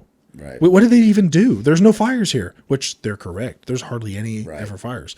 But if they're educated on, hey, this is what they're doing today. They're doing a training with White River. They're doing a training over at this house. They're doing driver operator classes. They're doing this. They're doing this. Hey, they're working with, these guys are exercising every day. And we're not retaining people because our pay is not there. We're not retaining people because the benefits aren't there. We're not retaining people because it's a 6 a.m. shift change and no one wants to get up at 4:30 in the morning. I don't want to get up at 4:30 in the morning at all. Like, I don't want to. Then guys will be like, get up at 5. I'm like, and rush to work. Right. And I've got to prep. Like, I've had back surgery, so I've got to like stretch in the mornings before I come in. Like, I don't want to mess my back up when I get to work. Yeah. But educating the public, I think, goes even farther, because you have built that relationship with them. They feel like they kind of know their department better. Yeah. So like, you look at, let's use the example of the, what's that one guy? He's the bald dude. He's on social media. He's the firefighter that does all those videos. Jason, the coffee guy. Yeah. Yeah. I bet you he does amazing things for his department in his area, because everyone around there knows him and they see him, and he's making jokes, he's making videos, he's doing all sorts of things. Like, whether I think it's cool or not, like, I think the guy's kind of cringy a little bit, but I mean, what he's doing for his department, I'm sure it's tremendous. Well, and he's turned around too and used his notoriety and his popularity to go down another road, and he's done a lot of stuff for mental health recently. Yes. He's know, so again, he puts himself out there as a joke and gets some attention, but then once he gets that fan base established, he turns around and talks about his own near suicide.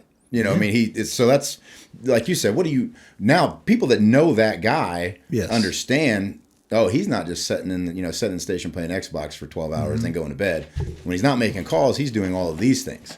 Yes. And that, like you said, but if you don't put it out there to let people know, then they make the assumption that there's nothing going on over there. Like, I never had any idea, because I talked with somebody that was a veterinary technician. I had no idea that they had a higher suicide rate than first responders. Really? No clue. They were number one for the longest time. I'm like, vet techs committing suicide? Like, why? Well, you got to think about it. They love animals. Dead animals all the time. And all they do, they love animals. They want to save every one of them. And every single day, they got a dead dog coming in. They got a dead cat. Now, I'm not really worried about dead cats, but I'm worried about dead dogs. Like, that's, like, they're dealing with all this traumatic experience for their career, which is why their suicide rate was higher. I'm like, I didn't know that. Well, I got educated on it. Speaking with somebody from that. So now I think about that whenever I go into my clinic with my dog. I'm thinking about that. Yeah. Let's switch over to the jiu-jitsu side, because Sure. I'm actually surprised we spent almost an hour and a half talking about firefighting, which was a great conversation. I really hope that guys take a lot out of it. Sorry, I didn't mean to turn up my gain.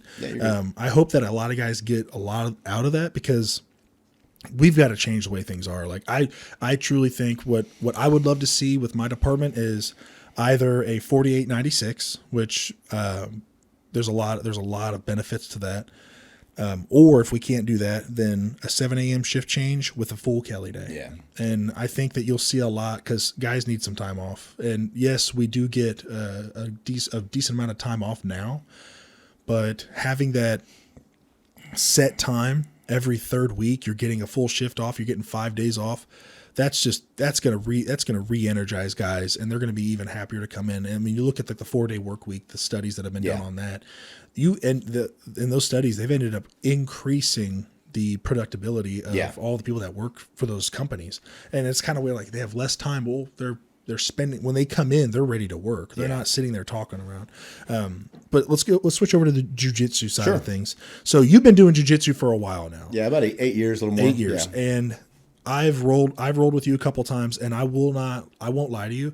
It surprised me on how fast you This move. old fat guy, what's he up to? Yeah, because I'm looking at you, and I don't know if you remember this or not, but you were an instructor of mine at Central C9, yeah, I do. Okay, well, the name's pretty it's not common. It's not when it first Stumpo, I'm like, I know of him. Yeah. Well, awesome. Well, back then you were like built like a brick house. Like you were solid. You were huge. But now, I mean, obviously, everyone gets a little bit on them. But I'm like 46 with a bad back, man. So I get that. But like, I'm thinking, I'm like, oh, I've got this dude. Like, he doesn't know my strength. I rolled with you. Holy crap. Yeah. Surprised the shit out of me. That's what kind of did my buy-in. I'm like, you're good. Like, he's good. And now, obviously, I've rolled with a lot of other guys that were really good too. Yeah. And it's really humbled me because obviously I walk into a place. Right now, it might not seem like I'm a decent size, but typically I'm the bigger guy when I walk into a room. Typically, I'm 255 pounds, 6 foot tall. I'm decently wide. But going into jiu-jitsu, it humbled me because a kid who's 17 years old that weighs 180 pounds wrapped me up like a pretzel. Yeah. So can you tell me your history in jiu-jitsu in the beginning? Yeah, so several years ago, I did two different. I did the 911 Slugfest twice downtown boxing. Just thought, I've always been a fan of martial arts. Even back as a kid, the old corny ninja movies and all the Van Damme stuff. Steven Seagal, huge martial arts fan. And then of course, as the UFC came about, I'm like, oh, that's it. I love that. I'm a big fan of UFC and combatives. So I did a couple boxing matches just for fun and for charity at that point. And then honestly, I got a crazy notion. I'm like, I want to do a cage fight. Why not? And I talked to my wife about it, and of course she was like, that's the most ridiculous thing I've ever heard. And I'm like, maybe, but just I want to try it. Well, through a mutual friend, I had a guy that actually one of our part-timers at Bargersville, Eric Clark. His cousin is Keith Palmer, who is a very good boxing coach. He was one of Chris Lytle's boxing coaches. That's awesome. And very solid. And people who Golden Gloves and everybody in Indiana knows Keith Palmer. Well, this friend of mine is Keith Palmer's cousin. And he said, hey, if you actually want to fight, Keith knows this guy, Pat McPherson. He runs indie boxing and grappling up on the wherever the hell it's at. I'm not good at it. I think it's the east side, East Washington, or it was at the time. Maybe it's West Washington. Either way, they've moved. But anyhow, he's like, he runs his gym up there. Here's his number. Give him a call. So I call Pat. He's an IPD officer full-time, works in their homeless division. One of the nicest, I can, like him and Chris Lytle are very similar. Some of the nicest people that would just murder you with their bare hands. Just cool as can be. And I call him and I go, hey, mutual friend of Palmer, I'd love to come in and train with you guys. And he's like, okay, well, what are you wanting to do? And I go, I'd like to fight sometime. I want to see what it's like. And he's like, all right, well, our MMA class is invitation only. It's 4 o'clock every day, 4 to 6. I'm like, that's me. So I get off work I was in the chief's office at the time, 4 p.m. I drive up to Washington Street. I go in there, got the hell beat out of me. I was like, oh my God, what is this was a bad idea. And so, but it was just something about it. And then it was a lot of striking with jiu-jitsu. So I hadn't trained in anything yet other than boxing, and I was terrible at that. Just tried it. So I kept going back. And looking back now, I trained with guys, there was Garrett Wheatley, Andrew Holbrook, Matt Mitrione, Chris Lytle, all these guys who were in the UFC, and then like Sean Fallon, who is in Bellator now and did just amazing locally at Indy. All these guys were just destroying people in local MMA. So I was getting discouraged, and literally when I would get off work, I think I was going like Monday, Wednesday, Friday or something, like I was going 2 or 3 days a week right after work, straight up there. And it got to the point where I started like, man, maybe something will catch on fire today and I won't be able to. I was looking for excuses every day to not go because I'm like, it's the most rigorous and horrible thing I've ever done. But the more I did it, the more I enjoyed it. And anyways, long story short, Pat finally goes, hey, there's a fight card coming up in July at 8 seconds. Midwest Fight Series. I think I can get you a fight. Are you interested? And I go, well, you're the coach. Am I ready? He's like, you're as ready as any other amateur heavyweight. So sure. I'm like, okay. Well, he comes back. He's like, all right, called the promoter July 19th. They got a fight for you. And I'm like, July 19th is my birthday. So I tell my wife on my 37th birthday, I go, here's what we're going to do. I'm going to go to 8 seconds. I'm going to get in a cage fight. We're going to see how it is. And of course, again, she's extremely supportive beyond what I can fathom, to be honest with you. But she was like, again, I'm sure in the back of her mind, she's like, what a dumbass. But yeah, let's do it. Go ahead. So, I mean, it sold a ton of tickets. It's funny because the biggest group in there that night, I feel, was my fans because I just knew so many people. Yeah. And most of them were from my church. So I filled the bar up with people from my church to come and watch me beat the crap out of some dude. And I got I was 37, right about 240 pounds probably. And this guy was, it's on YouTube. You can pull him up later. But anyway, he was like a little over 6 feet tall, 20 some years old. And I beat the brakes off of him for the first round. Second round, bell rings. He comes out and throws the biggest, longest, laziest head kick I've ever seen. So I hit him with a straight right, and it actually knocked him out. But as he was falling, I scooped him and punched him in the face a couple times. He hits the mat. I dove on his back and choked him out. But when I watch it, I'm like, what horrible form. I wasn't even training in jiu-jitsu yet. I was literally that guy, like, I'm training UFC. I had no technique or format. I was just learning everything. So I actually ended up trying to get another fight or two, and I would schedule it. And I was training, and then my opponents would drop. And I'm not arrogant to be like they were afraid of me or anything. But when people, especially in like amateur heavyweight, they find out that division, at least then, I kind of look at it now and feel the same way. And some of those guys will probably want to challenge me, but that's fine. There's not a lot of great fighters in amateur heavyweight. It's a lot of big dudes who could throw haymakers and they're hoping to land one. So when people would find out, oh, this cat is actually training.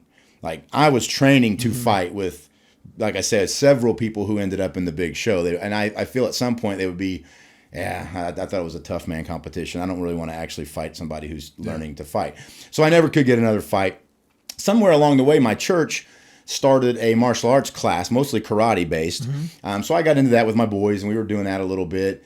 And then one day, the instructor for that brought in Don Thomas and Jay Hunsucker to do just a demo. They're like, hey, I'm going to bring these two guys in, do a demo. Jay was a brown belt at the time. Don Thomas was a black belt. And Don Thomas, just real quick on him, he was trained in karate and had won everything he could possibly win. He literally, the black belt instructors got to the point where they're like, I can't show this guy anything else. He's too good. He won everything he could win in karate and then decided to start training in jiu-jitsu. That's awesome. Then he flew through that and dominated as well. So he's he's a little older now and he's had some heart conditions, but man, he's extremely technical. So they come into the church and do a demo, and Jay's like, why don't you come to the college and train with me? I got a handful of guys trained at the Franklin College in the old gym. Come check it out. And I'm like, yeah, okay. So again, I go in there one day at lunchtime, and he just beats the hell out of me. I mean, the old dude, I don't know where he was sitting then, but 260 or so, probably 270. He's a big guy. Just beating, and in his 60s. So I'm like, yeah, okay, man, we'll go. I've been fighting now. Same thing, like you said. I go in there healthy, had been training some to fight, had one fight under my belt. I go into the Franklin College, the old athletic center, the gym, and just got the hell beat out of me. But I loved it. I'm like, okay, this is it. So I trained with them quite a bit. And then he actually recommended that I go to Carlson Gracie, Indianapolis, which is the closest to where I was. So I trained there for several years as well. And during the course of that, we got some guys, we would still get together and go to the college gym at lunch for a little bit of training. The college got to the point where there's too many people that aren't faculty or students here. It's a liability issue. You guys can't do this anymore. So we found an old church downtown Franklin, rented the upstairs classroom, rolled our mats out. I saw pictures of that. Yeah, I mean, it was like literally green carpet, green walls. They had no heater air. It was because they only turned their HVAC on Sunday mornings to prepare for the church service. I heard a rumor that you guys were rolling up in the, because it was in the attic, correct? It was a second floor classroom. Floor. So I heard that you guys were rolling and you about went through the wall. We did go through the you did go through. Myself and Dave Armbruster went through the drywall. And fortunately, it was a sheet metal exterior, and we didn't end up in the parking lot. But again, he and I combined at about 600 pounds-ish or just under we absolutely renovated that room, and yeah, we did. We went right through the drywall, the two of us. Yeah, sorry to interrupt. No, that's all right. Had no heating, no, the heat. We actually were using kerosene heaters at times to train, and just hoping we didn't asphyxiate, from the carbon monoxide. But it was fun. It was very grindy, very good. And we started adding people. They started hearing about it, and we ended up with probably about 12 of us total come and go. And then during all the COVID crap that went on, we shut down just because we were trying to do the right thing. We weren't even officially a gym. We weren't a licensed business, just a bunch of dudes beating the hell out of each other on lunch breaks. But when COVID started to open back up, when things were opening back up, that Indiana Combat Grappling, Aaron Johnson and the guys, they had been in, I think it's Mooresville schools, using the wrestling room. Well, the school systems were very tight about who could be in their buildings, and hey, no outside stuff, and everything's spreadable. So they were looking, he had about 12 guys of his own, was looking for a place to train. So we got together and said, yeah, you know what, man, you guys can come and use this when we're not in here. We'll start to work together. So we doubled instantly, got to, 20-ish guys. And we were in that church all together, us and then with them for, I think, almost 2 years, just made it work. We paid the church guy a little bit of rent. We probably paid him, our rent probably made more than his congregation was like 12 people. I mean, it's a very small. Yeah. So anyway, we were paying the rent to use that.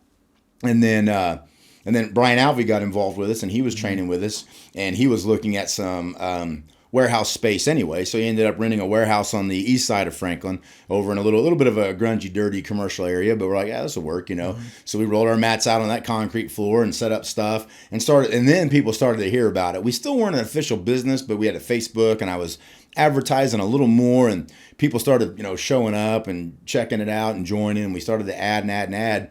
We ended up with about 30 people, I think, total. Mm-hmm. And then we finally were like, you know what? So you've got, Stockman and Greenwood. At the time, you've got Klingerman on the other side of Greenwood.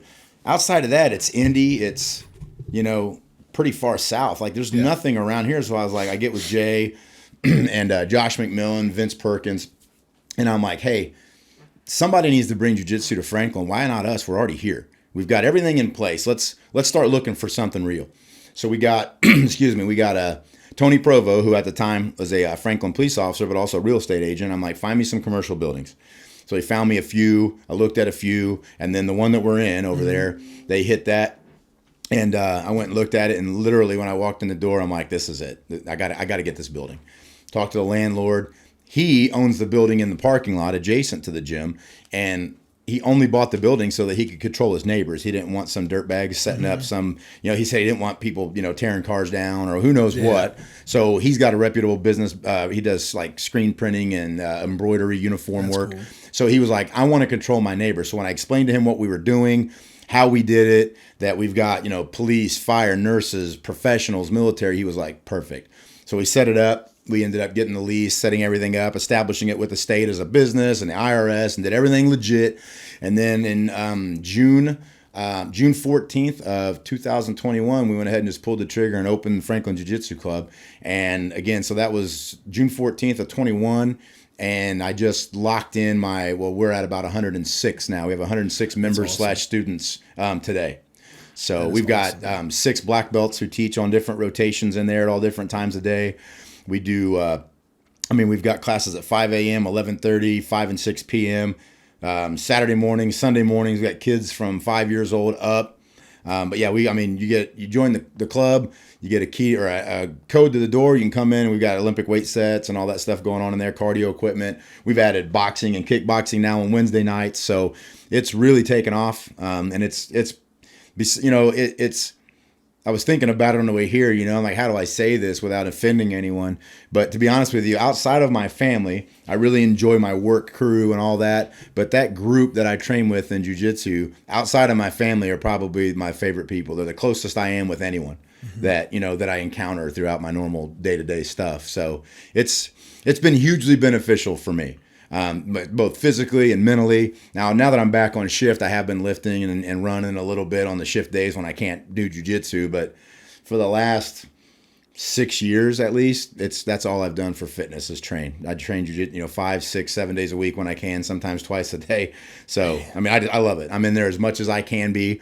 And now with the 48 hours off, like I said, that's where I'm going when I leave here. I'm going to go hang out. Well, I'll go with you today. Yeah, cool. Because I'll have to have lunch first before I go. Yeah, that's fine. Because I am starving. But I love the fact that I got into jiu-jitsu because of Brian Alvey. Yeah. And I've been thinking about doing it the last few years. I just never pulled the trigger. And for one, congratulations on being over 100 members there. I'm one of the members there. Yeah. I'm proud to say that I go there because I think it's awesome. And the fact that you mentioned the relationship and the family the brotherhood that you've built there. Yeah.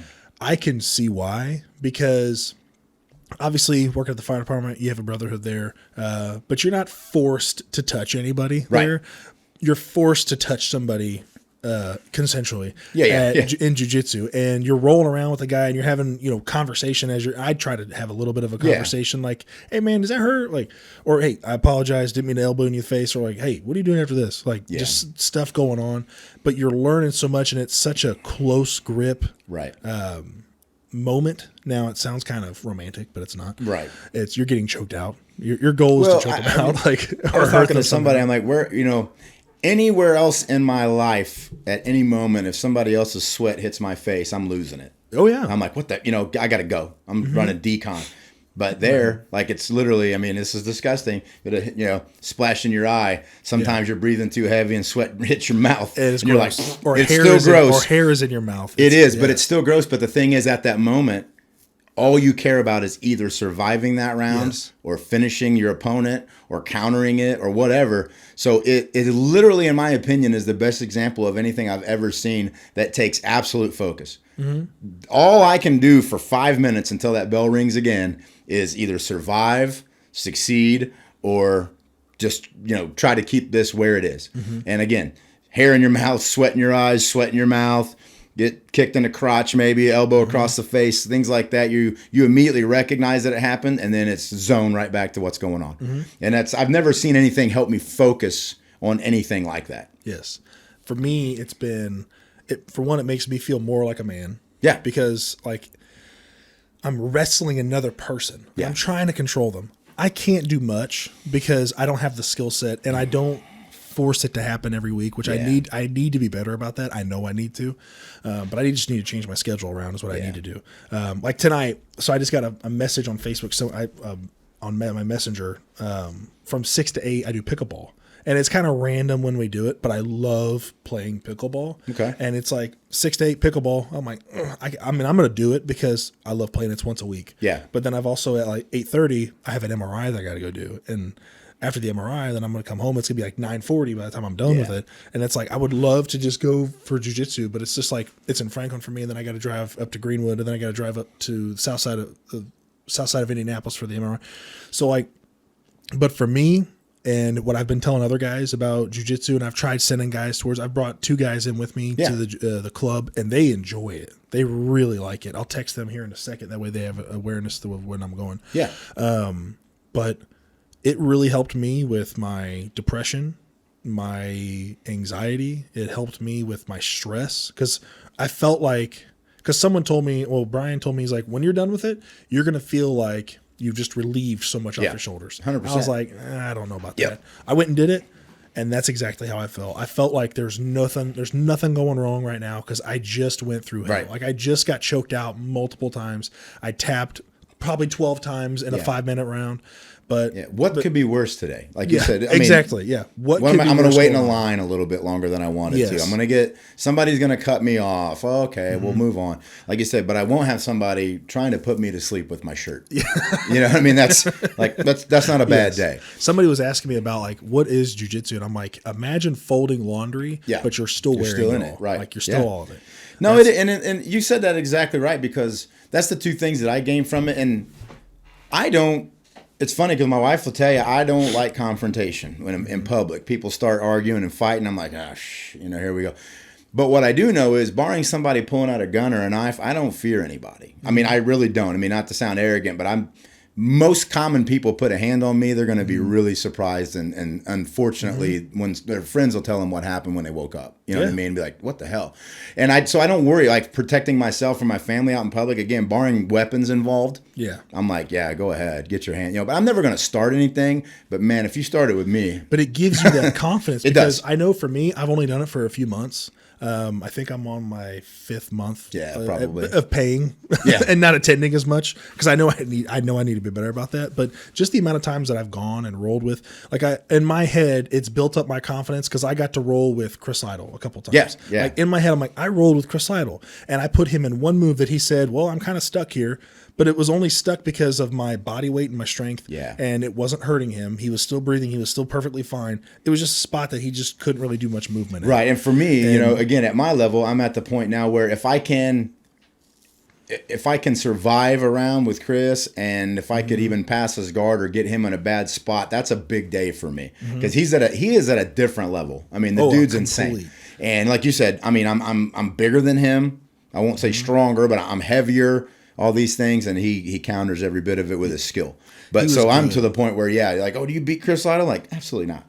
But if I can live through a round and he doesn't, if he doesn't choke me or tap me to an arm bar or whatever, and I'm able to pass his guard and get him in a side control, I'm like, man, that's a win today. Right now, for me, mentally, if I don't tap, then I have won. In my head, I've won. Yeah, surviving is winning at early, all the way through blue belt. Yeah. If you're surviving around, that's winning. Yeah, that's 100%. And that's exactly what I keep thinking about is like, as long as I don't tap, I'll be fine. And then I have noticed personally, there's been, I mean, obviously I've tapped a lot, but I'm not even worried about like I'm trying to still work on doing Americanas and Kimuras. Yeah. Because it's a beginner move. And I think that with my strength that I've got, I can pin an arm down, just one arm. I can do that.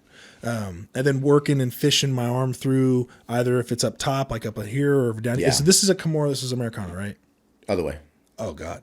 Americana, Kimura. Correct. All right. America this way, A. Yeah. That's all I think about it. But like for me, that's the stuff I'm trying to focus on, just 2 moves completely. And I've noticed that like I'll try to pay attention when I'm rolling with somebody and I'll be like, and I'll even ask them, hey man, what are you doing? Like, can you tell me? I'll still let this happen. Like, I'm not letting it happen. It's happening to me. Right. But I just want to know what your plan is. Like someone working their foot slowly around my head. I'm like, where's this going? Like, oh, it's going over my face so that way they can pull me in an arm bar. So like, oh, how do I counter that? Like grabbing my own wrists or grabbing my own elbow or trying to tuck in, trying to keep my arms close. Like, there's so many ways of doing it. And it's increased my confidence. Like when I'm walking around, like exactly what you said, barring a knife or a gun, like I'm not really worried. No. Like I've got such a minimal amount of experience. I'm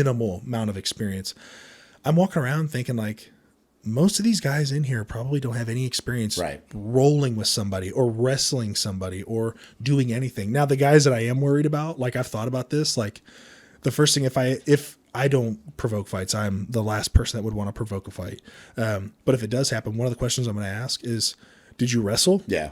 And did you do jiu-jitsu? Because that's what I'm worried about. Because like guys that wrestled and have that foundation, like they've got good takedown. Yeah. If they did any type of wrestling, if they're in jiu-jitsu, I'm like, did you just start jiu-jitsu or have you been doing it for a while? Because I'm about to get messed up. Right. So that's my biggest thing, but it's increased my confidence. It's decreased my depression and my anxiety, and I don't take medication for it. But I did though. I'll tell you right now, I share that with people because I'm not ashamed of it, and I'm actually excited to let them know that there are alternatives.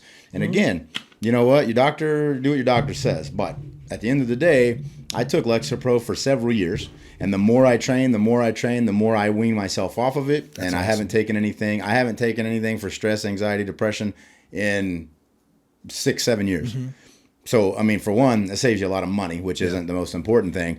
But I get equal or more relief out of doing this than I ever did taking medication. And I don't feel dependent upon it either. That's awesome. That's the thing. And like I said, I'm not ashamed to tell people that because I hope that, again, don't go just drop it. But if it's something that you're dealing with, then start this. And as you start to feel better, then see your doctor and go, hey, I'm doing this. Because in my opinion, any good doctor who isn't just in the pocket of the pharmaceutical companies is going to recognize that benefit and go, yeah, man, if I can get you off of this and you're managing, then that's ideal. Yeah. But, doing something like that, jiu-jitsu or whatever Can you talk about pricing? Yeah, or for our gym? Yeah, for your gym. Yeah. For your So, gym. and that's another thing we try to do is, again, it is a business and we've got bills to pay. But at the end of the day, I think we're extremely competitive. And what we do, our basic adult rate is $125 a month. And for the $125 a month, if you had the time available, you could train 7 days a week, 2-3 times a day.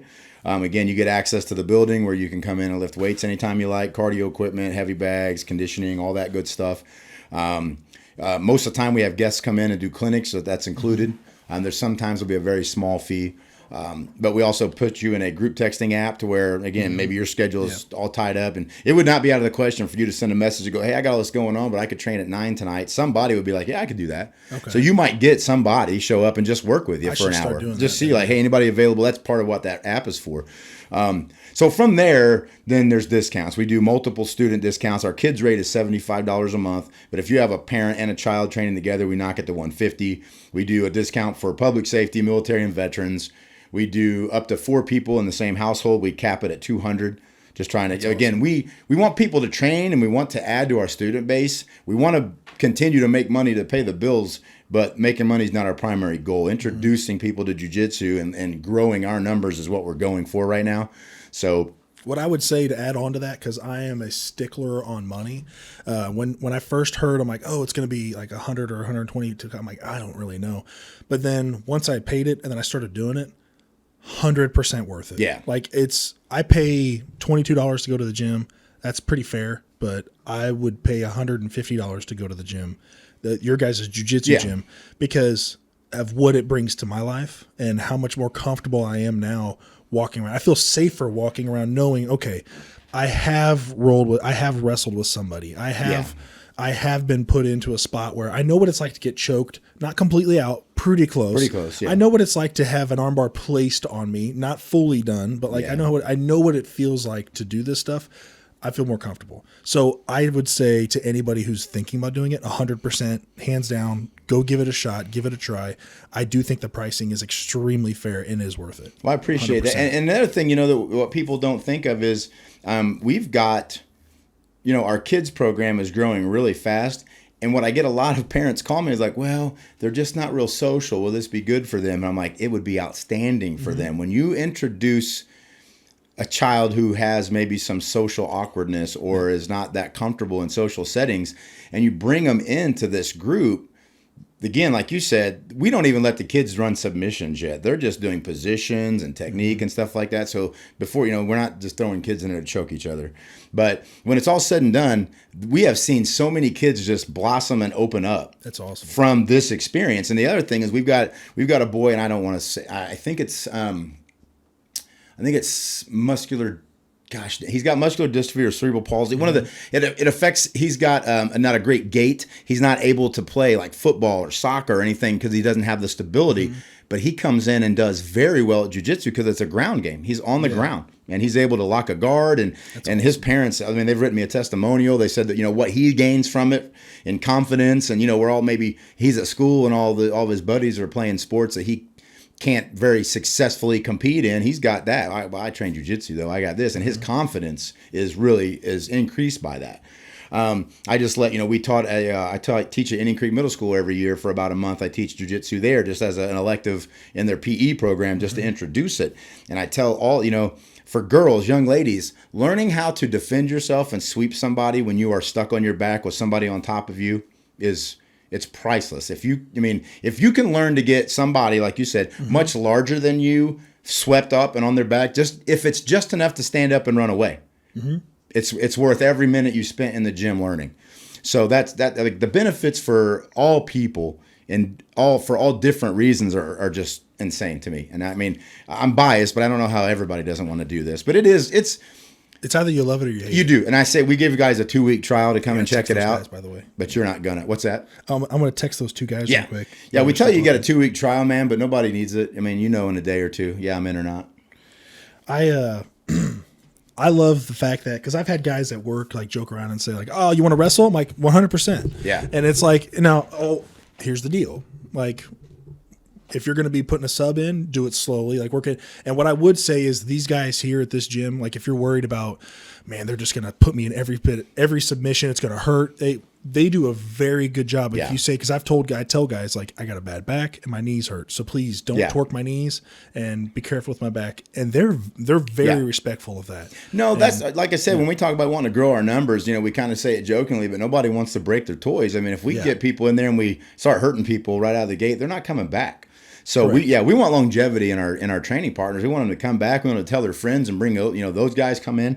So you will, at all levels in our place, the guys are really good about working with people. Yes, taking a round off. I mean, again, I'm a three stripe brown belt, fairly skilled, but I'll spend 2 rounds just working with a brand new guy on one thing, because for one, I could use the break every once in a while, and for two, it's going to give them some benefit where they, you need to come into some technique and class sessions, but if you can only show up for these open mats, there is still somebody at that open mat that's going to take some time to work with you and turn it into an instructional session. And that's what it's really benefited for me. Yeah. I know I keep bringing it back to me, but it's just like, that's how I can explain this best, is how I've benefited from it. Oh, yeah. And my confidence, not only for single guys here, not only just for like other alpha males out there, but to talk to women too, because it's just like, I know what it's like to get hurt physically. So this won't be as bad when you shut me She's out. not going to choke me. Yeah, she's not going to choke me. I'll go say hi. Yeah, right. I mean, I've had guys at work say stuff like, dude, you want to roll? I'm like, 100%, let's go. Then I give them the ground rules, and then we go, and they're going as hard as they can right off the bat, and then they're exhausted. And I'm still just sitting there, and I'm not amazing by any means. I am very, very green, very new. But just the amount of times I've rolled now, I'm a little bit more relaxed. I'm a little bit more, I control my breathing better. I still am working on it. But it's like, it makes me look like I'm a lot better. Then I'm able, when the new guy comes in, I could test out new moves because they've been doing them to me. Exactly. And that's the thing. Like I told people, I can do 2 rounds with a brand new guy and hardly be breaking a sweat because I'm efficient. I'm like I said, I'm just laying there waiting on you to get tired because you're doing just going grabbing and clinching and all this, and then I'll get a sweep and get on top. I was that guy for like 2 months. And it's everybody is. When I came in, I mean, I was Jay Hunsucker was yelling at me constantly to slow down, and it took me probably 2 years before I finally slow down. I get it, and then you start to see progress. But it's everybody does it because you come in, it's unnatural. All you know is defend and fight. Correct. Until you start to actually learn to do it right, then you're like, there's a way to do it efficiently. That makes more sense. That's awesome. So, it is getting close to time that we're going to have to leave it shortly. So is there anything that you would like to end with for anything we talked about today, especially for your jiu-jitsu program? I mean, I'll go ahead and just try to be an upstanding guy. But the first thing I'll throw out is, as we talked about our first topic and the work-related stuff, new guys, older guys, whatever, having been in both seats, have some patience with your administration. Some of them maybe are just being asses, however, have some patience with your administration and try to get to know what's making them do the things they do versus just making that assumption, because I made mistakes as a chief that I didn't realize until later. Then I'm like, I wish somebody would have told me.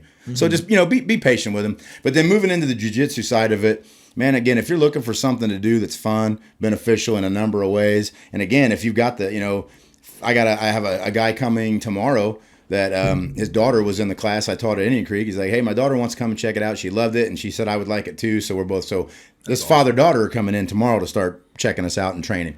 So, I mean, we've got, group rates, family rates. Get into it with us and just come and check it out. Try it. If you think you might like it, come give it one day. And like we said, you'll know it or you won't. But we are really, really trying to grow our women's and girls program because it's extremely important for them to train and have this tool set, but they are the most awkward group to get going because of how it all works. Yeah. But if we can get, we got Felicia Bain, who is she's in there Monday night. We're trying to steer more women into that session so that there's another very qualified and skilled woman in there that will help them.